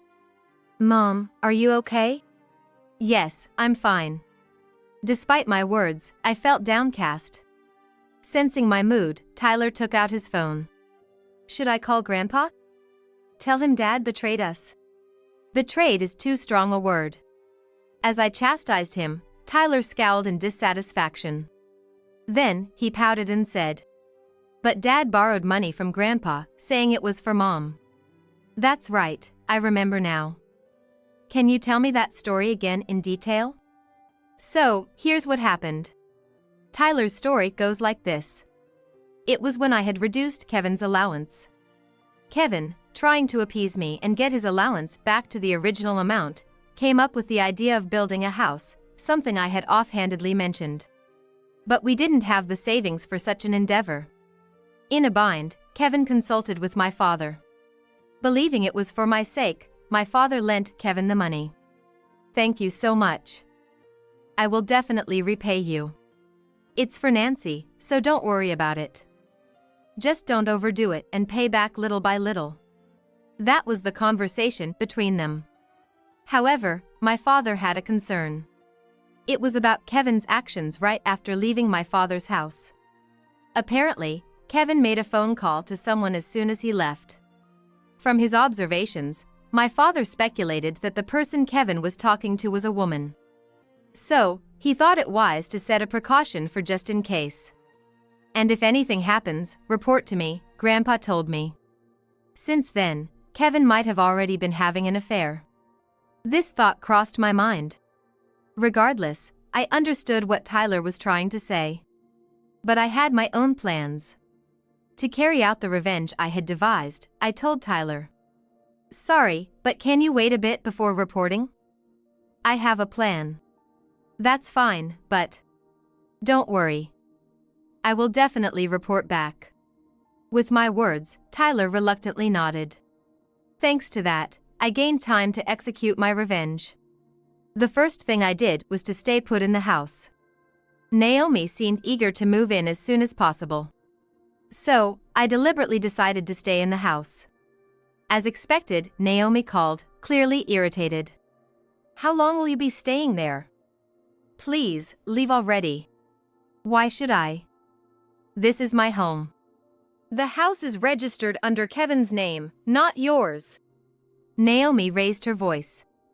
Of course, I was recording this conversation, believing it would be useful in the divorce proceedings.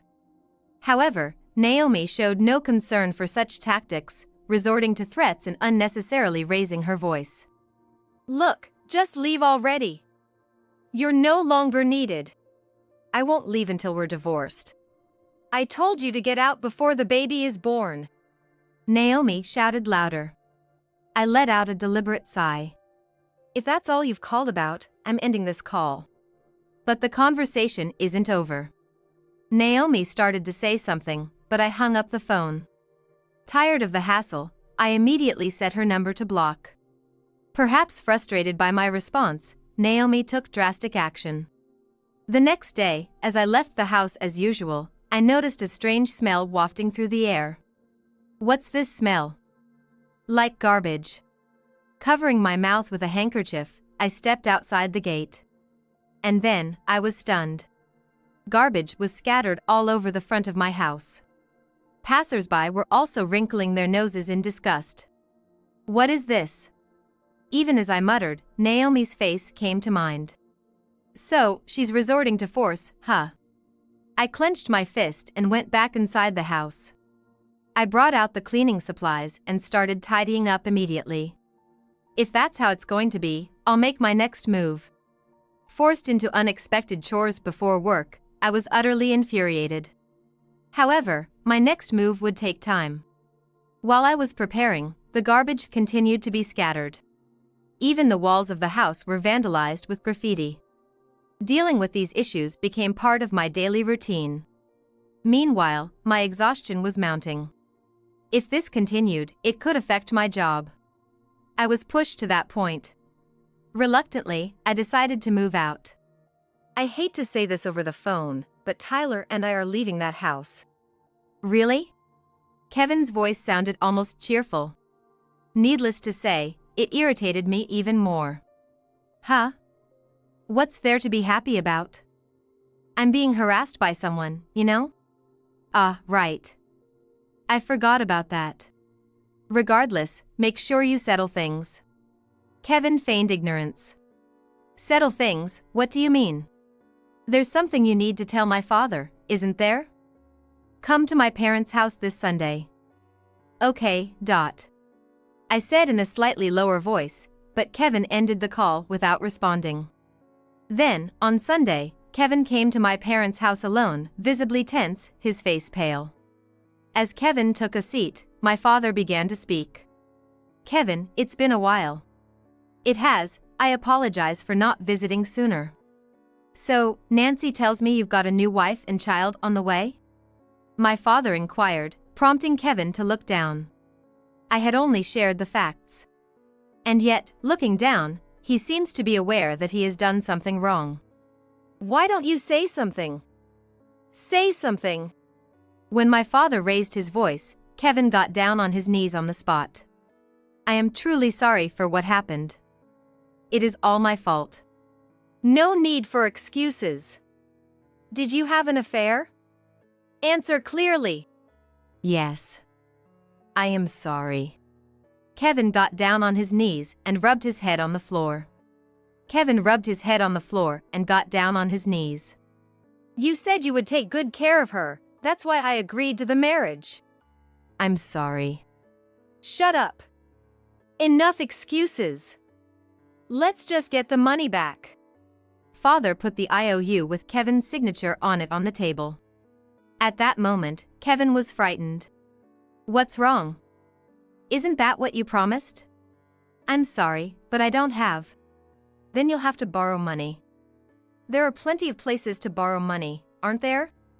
Kevin's gaze swims at his father's words. According to my father, he lent Kevin 20 million yen. It is true that it is not an amount of money that can be prepared immediately. But it is the seed he sowed. He would have to come up with the money somehow. I watched the exchange with a grin on my face. If you can't come up with the money, sell the house. I can buy it for you. My father is a real estate professional who manages apartments. If he buys the house, he should have no trouble spending it. But Kevin would never sell the house. If he did, Naomi would not be silent. There's nothing he can do about it. I watched the situation with a smile on my face. In the end, Kevin promised to borrow money from his own parents and pay my father back. On the way home, I stopped Kevin, whose shoulders slumped. Then I handed him a document. It contains the proof of your affair. Check it just in case. Kevin was peeved when I said that. Suddenly his voice became hoarse. What the hell are you doing now? I'm going to ask for alimony. That's what this is about. If you don't confirm it, you'll say something like, I don't have any proof. I won't say it. I'm not going to tell you. Kevin throws down the document. I picked it up. Even if you don't say it, she's going to say it. Naomi has nothing to do with it. It's none of her business. I'm going to ask for alimony from that person too. Kevin was startled by my words. What is he surprised about? It is a common practice to demand alimony from a partner who has been unfaithful to you. I was stunned that he didn't understand anything. Anyway, I forcefully handed the documents to Kevin and reminded him. You should talk about who is going to pay the alimony. I tapped Kevin on the shoulder. At that moment, Kevin's shoulders slumped. After that, Naomi complained to me. Moreover, she even came to my workplace. Of course, the company security guards kicked her out. But just before she was taken out, she said, "Remember, greedy woman." Remember, greedy woman. I want to tell her, that's you. You take people's husbands, their houses, everything. However, I am not unmoved by Kevin either. In any case, we are claiming alimony through a lawyer here. I have no reason to complain because I have gone through all the proper procedures. And no matter how much Naomi complained, Kevin, who was angry with his father, would not have the energy to argue with her. You lost, I laughed inside my heart. However, things changed drastically. It was a day about a week after Naomi arrived at the office. Right after the end of the workday, my phone rang. A phone call? Who is it? It was a phone number I didn't know. Normally, I would not answer the phone, but something made me feel uneasy. So I was on the phone. Fearfully, I spoke to the person on the other end of the phone. Hello? What? Police? The caller identified himself as a police officer. I listened to the other party's story with some trepidation. According to the police officer, Tyler had gotten into trouble on his way home from school. He was not injured, but was in the middle of a dispute at a family restaurant near the high school. So he wanted me to come too. Okay, I will come immediately. I hurried to the family restaurant. When I arrived at the scene, I was shown to the office. Greeting to the waiter, I went inside. In the office were Tyler, several high school students, and a police officer. I apologized for the inconvenience. As I walked in, the person sitting on the sofa suddenly stood up. You! What kind of education are you giving your son? What? It was Naomi. I was surprised and Naomi came to me. Your son stole my wallet. Naomi shouted loudly. A policeman intervened. He separated us and told us how it happened from the beginning. Tyler asked a few of his friends to study with him because he had an exam coming up. So he and a few friends started looking for a place where they could study. At first they tried the library, but it was closed. So they came to a family restaurant. With the restaurant's permission, they started a study session at the end of the room. Since they were studying quietly, the restaurant did not see it as a problem. However, about an hour had passed since they entered the restaurant. Suddenly, a woman's loud voice echoed in the store. The waiter found that a woman was screaming that her purse was missing. The woman seemed to be Naomi. Anyway, the waiter talked to her. She claimed that her purse disappeared while she went to the restroom. So the waiter checked the surveillance camera. But there was no suspicious person around. While we were talking about this, Tyler, who was sitting next to me, came back. It seemed that Tyler had also gone to the restroom. As soon as she saw him, she started to make a fuss again. He hates me, he is the culprit. Tyler, how's it going? I'm sorry, but I don't know. You say so, but did you see it, Naomi? When I asked her with a sigh, she scoffed at me. I'm not sure what to do. I didn't see it. I didn't see anything, except that my wallet was in it. I looked at the policeman with a startled look. The policeman nodded deeply. Of course, I don't think Tyler would do such a thing. But the wallet would never go into the bag by itself. I looked back at the waiter as if to ask for help. The waiter shakes his head and tells me what's going on. From the angle of the surveillance camera, I could only see the bags they had placed next to each other. Moreover, both Tyler and Naomi were going to the restroom, and they were searching through their bags just before they did so. In other words, the camera only shows the two with their backs to the surveillance camera exploring the bags that were placed next to each other at different times. When Tyler reaches into Naomi's bag, it looks like he is only exploring his own bag. That is what they told me. When this happens, Tyler is at a disadvantage. There was nothing I could do. I was about to give up. Several high school girls came to the office. One of them held out her phone to the policeman. Actually, I was filming. Filming? A loud voice comes out suddenly. At that moment, the schoolgirl was startled. Mom, don't scare her. Amy is a scaredy cat. What? Do you know her? Yes, we are in the same class. She came next to me, so I asked her to take a picture just in case. Tyler receives the phone of the girl, Amy, and shows the recorded video to the police officer. Then he showed the recorded video to the policeman. Hey! Wait! Naomi panicked. The policeman lightly controlled her. Look, that woman has it in my bag. I see. I see. She wants to frame you. The policeman gave her a hard look. Naomi averted her eyes and said, I guess I was wrong. It seems I was mistaken. Whatever the case may be, please tell me what's going on. No, I'm busy and I'm pregnant. While we were talking, I checked the image on Tyler's phone. It firmly shows Naomi putting her own purse into Tyler's bag. It seems that it was a self-made act of Naomi's.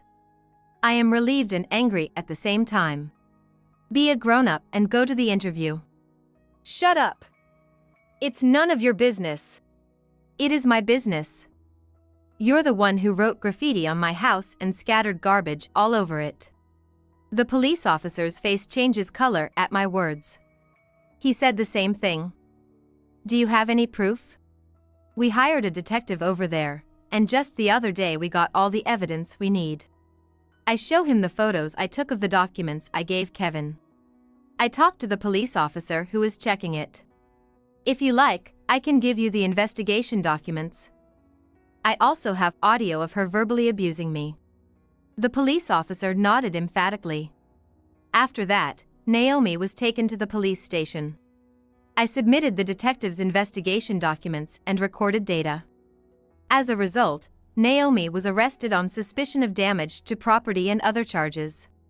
She denied it, but I had no choice because of the evidence. She is now in the process of offering a settlement to my lawyer in order to reduce the sentence. Meanwhile, Kevin said that Naomi, who had been in and out of his house, has been caught, and his neighbors are making some noises. No wonder, since he had kicked me out and brought in Naomi, who had been captured. In the end, the story goes, Kevin couldn't stay home and went back to his parents' house. Well, just enough to pay off the debt from my parents that I used to repay my father. He must be angry with his strict parents right now. When I imagined that, I was blown away. By the way, I have a little bit of tension back in my life. Because of the incident at the family restaurant. Actually, Tyler introduced Amy to me shyly as his girlfriend. I was really happy because I had been thinking that way. Tyler had grown up well.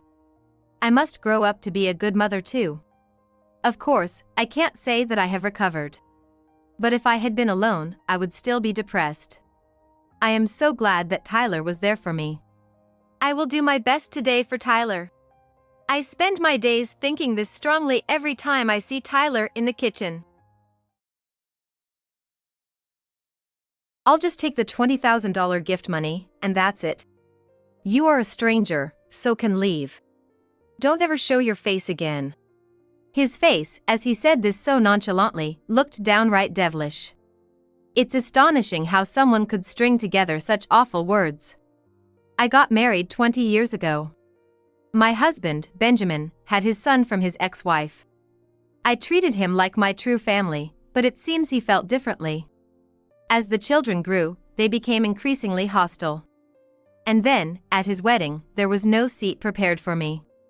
Confused, we were approached by him, brazenly demanding his gift money. Hey, where's my $20,000? Hand it over quick. After seeing his outstretched hand, Benjamin and I exchanged looks. All right, let's go. Yes, let's. We turned our backs and went home. Hey! What's this about? Ignoring his calls to stop, we just kept walking until his voice could no longer be heard. Once we were far enough away that his voice couldn't reach us anymore, Benjamin and I exchanged glances. He still doesn't know that what was supposed to be a joyful occasion, his wedding, was about to turn into a complete disaster. My name is Scarlett Johnson, 55 years old. I live with my husband Benjamin, who is 3 years my senior. We got married 20 years ago when I was 35. Our meeting was like something out of a story, fated. It all began when Benjamin happened to visit the cafe I frequented. At the time, I often had weekdays off and would visit that cafe every Wednesday morning. That day, as usual, I was sitting by the window, drinking a latte and reading a book. The cafe owner, remembering me as a regular, would always guide me to the same spot. Sorry, Scarlett, do you mind if someone shares the table? Despite it being a weekday, the cafe was a bit busier than usual, and the limited seating was all taken. Hence, he asked me, sitting alone with an empty seat opposite me, if I could share. The man who sat across was Benjamin, who would later become my husband. I continued my reading, barely noticing him, until I looked up to go to the restroom and was startled. Dark circles were prominent under his eyes. He looked utterly exhausted. Nearly lifeless. Are you okay? Even I, not the most outgoing person, felt compelled to ask. He must not have expected to be spoken to, because he startled and his body jerked. His hand hit the coffee cup, making a small clinking sound. Sorry to surprise you. You just seemed really tired. Oh, no, it's okay. With that, he looked away from me. Maybe he thought I was weird or got scared. I wondered if my presence made him uncomfortable, so I decided to leave early and quickly finished my drink. Sorry, but could you possibly spare a moment to talk? He asked, just as my latte was down to about 2 sips left, so I pulled away from the cup. He then told me his name, Benjamin, and about the situation he was in. Benjamin had lost his wife to illness a little while ago. Since then, he's been raising his son, Jack, on his own, struggling to balance work and apparently facing sleepless nights. Take good care of Jack, please. He promised with his wife, but today, he felt like zoning out, so he went to the cafe while his son was at school. I don't quite know how to say this, but I think you're a great dad, Benjamin. At this time, I was single. Naturally, I had no children of my own, so I couldn't say anything particularly insightful, but perhaps just talking it out seemed to brighten his face a bit. From then on, we often saw each other at the cafe. The same day of the week, around the same time. Benjamin would sit across from me, at my usual window seat. We talked about a lot of things. About his son Jack, who was 8 at the time, our jobs, and as we grew attracted to each other, we exchanged contact information and started seeing each other outside the cafe. Eventually, Benjamin confessed his feelings for me, and we started dating. After a few months of dating, we became a family. I had met Jack, his son from another marriage, a few times before we got married, but he never seemed to warm up to me. The first time we met, he hid completely behind Benjamin. After that, he didn't hide anymore, but he still wouldn't look me in the eyes. Whenever I tried to start a conversation, he would only nod or shake his head. He'll open up in time. Jack's always been shy around new people. Trusting his words, we decided to patiently wait for a chance to get closer. However, we would later realize how naive that hope was. Jack never got closer to me. He lost his real mom when he was just a kid, so maybe he hasn't sorted out his feelings yet. To him, I might just be some stranger who suddenly showed up. I didn't expect him to call me mom, but I was hoping we could gradually become closer. However, as he grew up, he started to become more and more aggressive towards me. When he was young, he barely reacted when I spoke to him, but as he got into middle and high school, he even started to hurl insults. Hey, lady! Didn't I tell you not to clean my room without asking? Why do you always have to meddle? Of course, I wasn't doing chores to be thanked, but instead of any gratitude, I was met with yelling, which left me feeling utterly frustrated. It's just his teenage years, he'll calm down in a few years. I kept telling myself that, trying to just get through it. Hey, Jack! Why are you acting like this? Benjamin did try to scold Jack for his behavior, but it didn't improve. Maybe because Benjamin is his biological parent, I've never seen Jack lash out at him. I hoped that once Jack got to college, he'd mature a bit and settle down, but that was far from what happened. Ugh, I get so annoyed when that old lady talks to me. He would often mutter, smirking deliberately. It wasn't as bad as being yelled at, so maybe this was an improvement. I convinced myself to ignore it, pretending not to hear. I tried to ignore it, convincing myself it was better this way, feeling my heart were down, but somehow managed to raise Jack until he graduated from college, and he became a working adult. Then, he started living on his own. He seems to contact Benjamin from time to time, but I haven't received anything. There's a slight sadness in not being acknowledged as family, but I was relieved not to have to hear his snide remarks anymore. Then, one day, while Benjamin and I were at home, Jack brought a woman home without any prior notice to either of us. There was no prior notice to either Benjamin or me. Suddenly, we heard the lock turn and froze, wondering if a burglar had entered. But then Jack popped his head in, and we let out the breath we didn't realize we were holding. He had left with a key to the house but hardly ever came back, so his sudden visit was unexpected. I'm getting married. What? When Jack stepped into the living room, a charming woman followed him in. You really surprised us. Why didn't you give us a heads up? My bad.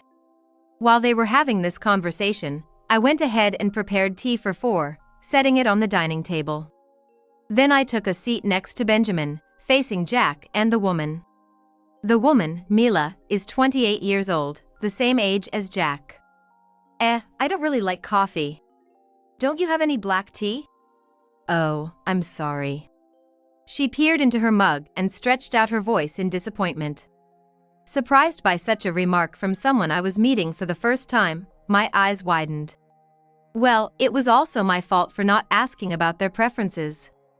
Convincing myself of this, I took Mila's cup away. Hey, I prefer black tea too.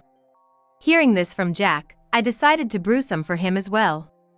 As I turned my back to them to make the tea, I caught a snicker that sounded rather spiteful.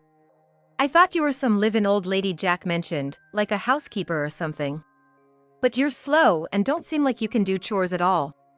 A live-in old lady? I couldn't believe that was how I was perceived. Even if not as a mother, I thought I was recognized as Benjamin's spouse.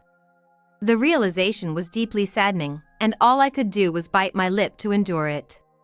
I nearly teared up, but focused on making the tea to keep myself composed. Here you go, sorry for the wait.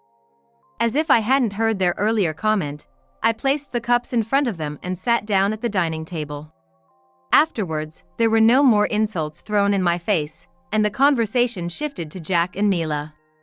They met at work, joining the company in the same year and spending a lot of time together in the same department, which eventually led to mutual attraction. Occasionally, they would glance at me mid-conversation, then look at each other and snicker. Wondering if they were plotting something unpleasant, I stared into my cup, avoiding their gaze. In the end, they left after only informing us of their marriage plans without discussing any details. Later, Benjamin received a follow-up call, and it seems they've set a date for the wedding. And then, a little while later, the day of their wedding arrived. Dressed in formal attire I seldom wear, I felt my posture straighten. The venue was very grand.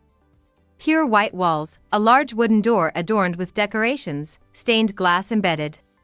The landscaping within the premises was meticulously pruned.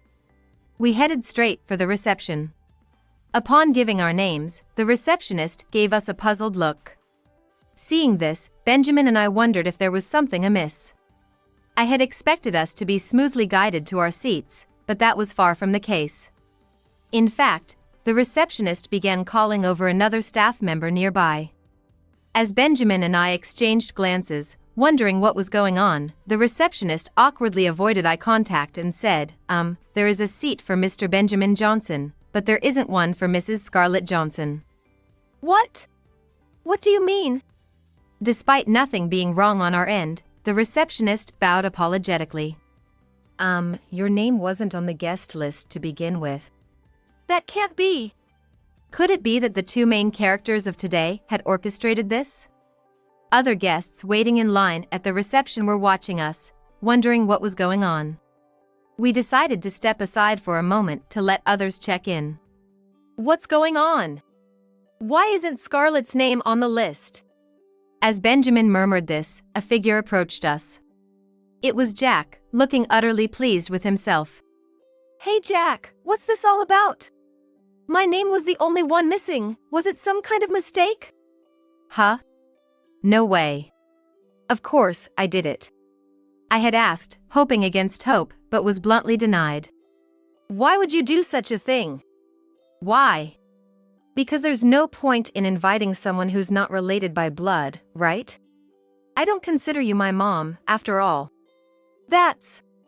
So, all this time since the remarriage, he had thought of me that way.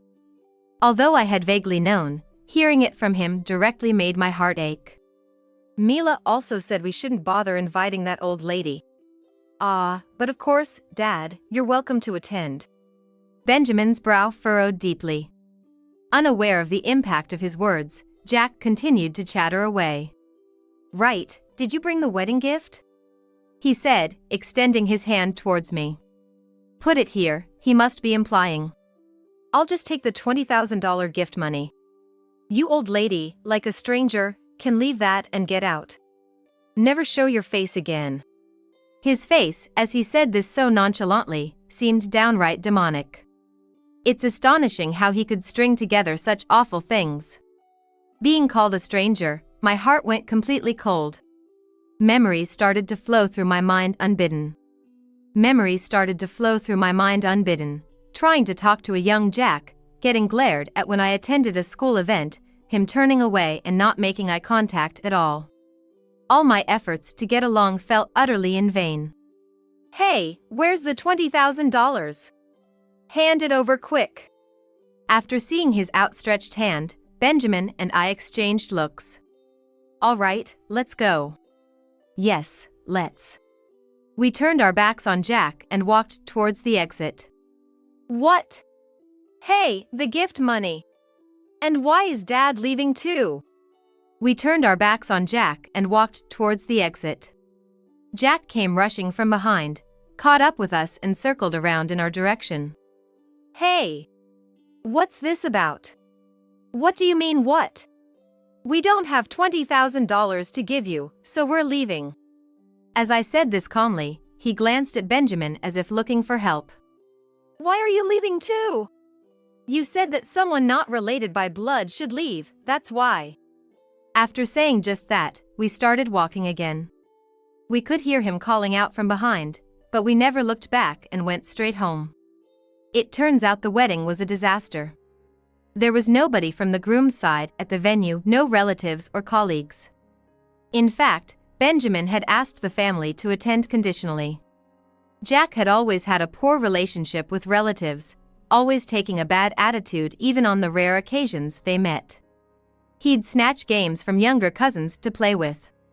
He'd call older relatives disrespectful names like old lady and old man. And yet, he would greedily beg for holiday money. Not just Benjamin, but the entire family had warned him, but to no avail. They, like me, had hoped he would settle down as he grew up. However, that hope was thoroughly dashed. Jack, even as a high school or college student, lost the trust of his relatives completely. They hadn't wanted to attend the wedding but had agreed to do so for me and Benjamin's sake. We were aware that Jack and his circle might be plotting something. They could speak ill of me right in front of me. It was unlikely they'd let me attend the ceremony normally. Mila, likely sharing a similar mindset with Jack, must have conspired with him. Anticipating this, we had already spoken to everyone beforehand. If anything happens, you don't have to stay at the ceremony. We'll leave, so feel free to go as well. The relatives all nodded firmly. And it wasn't just the relatives who had agreed to attend conditionally. The company colleagues were the same. In fact, Benjamin is the CEO of his own company. Jack had struggled with job hunting in college, failing to receive any job offers. Seeing this, Benjamin had pulled some strings to get him a position in a subsidiary of his company. Dad, thank you so much. I'll work hard not to disgrace you, he had said, completely forgetting those words as his work attitude was poor. He frequently arrived late, left early under the pretense of illness, and fell asleep during work, among other issues. His performance was the worst in the department.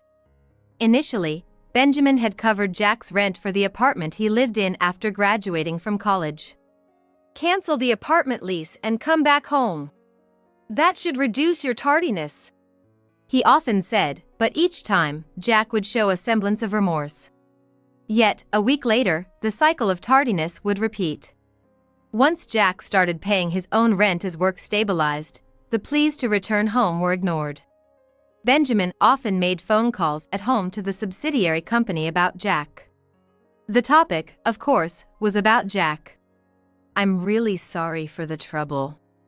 I keep hoping he'll improve as he gets used to the job, he'd say before ending the call, often followed by a deep sigh that I frequently witnessed. He'd change as he grew up. He'd change as he got accustomed. Those hopes were consistently crushed. Indeed, Jack's work attitude never improved. He also lost trust among company colleagues. When Benjamin set conditions, the relatives and colleagues nodded in agreement. Thus, the wedding venue, with empty seats for family and company associates, had an almost hellish atmosphere. Mila's acquaintances were supposed to attend, but given her personality, she didn't have many friends. The attempt to liven up the ceremony with the few attendees tired out towards the end, resulting in sparse applause. Without close friends to rely on, the self-made wedding video played to a silent room. The sparse attendance was all the more noticeable in the large venue. Mila's parents were disappointed, saying, "To think he's so unpopular that guests would leave. It's shameful." Returning home, Benjamin, out of his suit, sat wearily on the sofa. Whether he was contemplating about Jack, he closed his eyes and pressed a hand to his forehead. I decided to change out of my formal attire into something more comfortable. If strangers should leave, then what about company people or Mila's acquaintances? They'd all be unable to attend. I whisper this jokingly, but no matter what I say now, I can't undo that wedding. The formal wear we had carefully prepared ended up being taken off shortly after. I wondered when there would be another occasion to wear it as I hung it up on the hanger. Following that, Jack's calls didn't cease for a while. Initially, they were only directed at Benjamin, but soon after realizing he wouldn't answer, Jack started calling me too. It was the first time Jack had ever called me. Reluctantly answering due to his persistence, I could hear his voice trembling with tears over the phone. Dad, please don't abandon me. I'll apologize for that day. You should be apologizing to Scarlett, not just for now, but for everything you've done to her over the years. Benjamin responded before hanging up, only for the calls to resume shortly after. With a resigned tone, Benjamin revealed a truth to Jack. Actually, I've never said this, but you and I are also strangers, not related by blood. What? What do you mean? Yes, Jack was actually the child of Benjamin's ex-wife. Because Benjamin had married his ex-wife when Jack was too young to understand, Jack had thought they were biologically related. However, they were legally strangers. The word stranger Jack had used at the wedding, intended only for me, ironically applied to Benjamin as well. If you look down on strangers that much, then I guess I'm included in that too. No, I mean, I didn't know about Dad. Despite his excuses, no apologies came forth. I'm sorry, but I have to cut ties. We're strangers, after all. Perhaps stunned by the formally distant you, Jack said nothing. While he remained silent, Benjamin ended the call and then reached out to someone at the subsidiary. Hello? Yes, about Jack. I think it's time to let him go. The person at the subsidiary, who had long been exasperated by Jack's work attitude, readily agreed to this. Thus, having lost both his family and his job, Jack seems to be spending his days in deep regret and reflection. By the way, he hasn't divorced Mila, but they often argue, especially when reminiscing about the wedding. I am living a peaceful life with Benjamin. For our next day off, we've promised to visit the cafe where we first met, sharing smiles at the thought.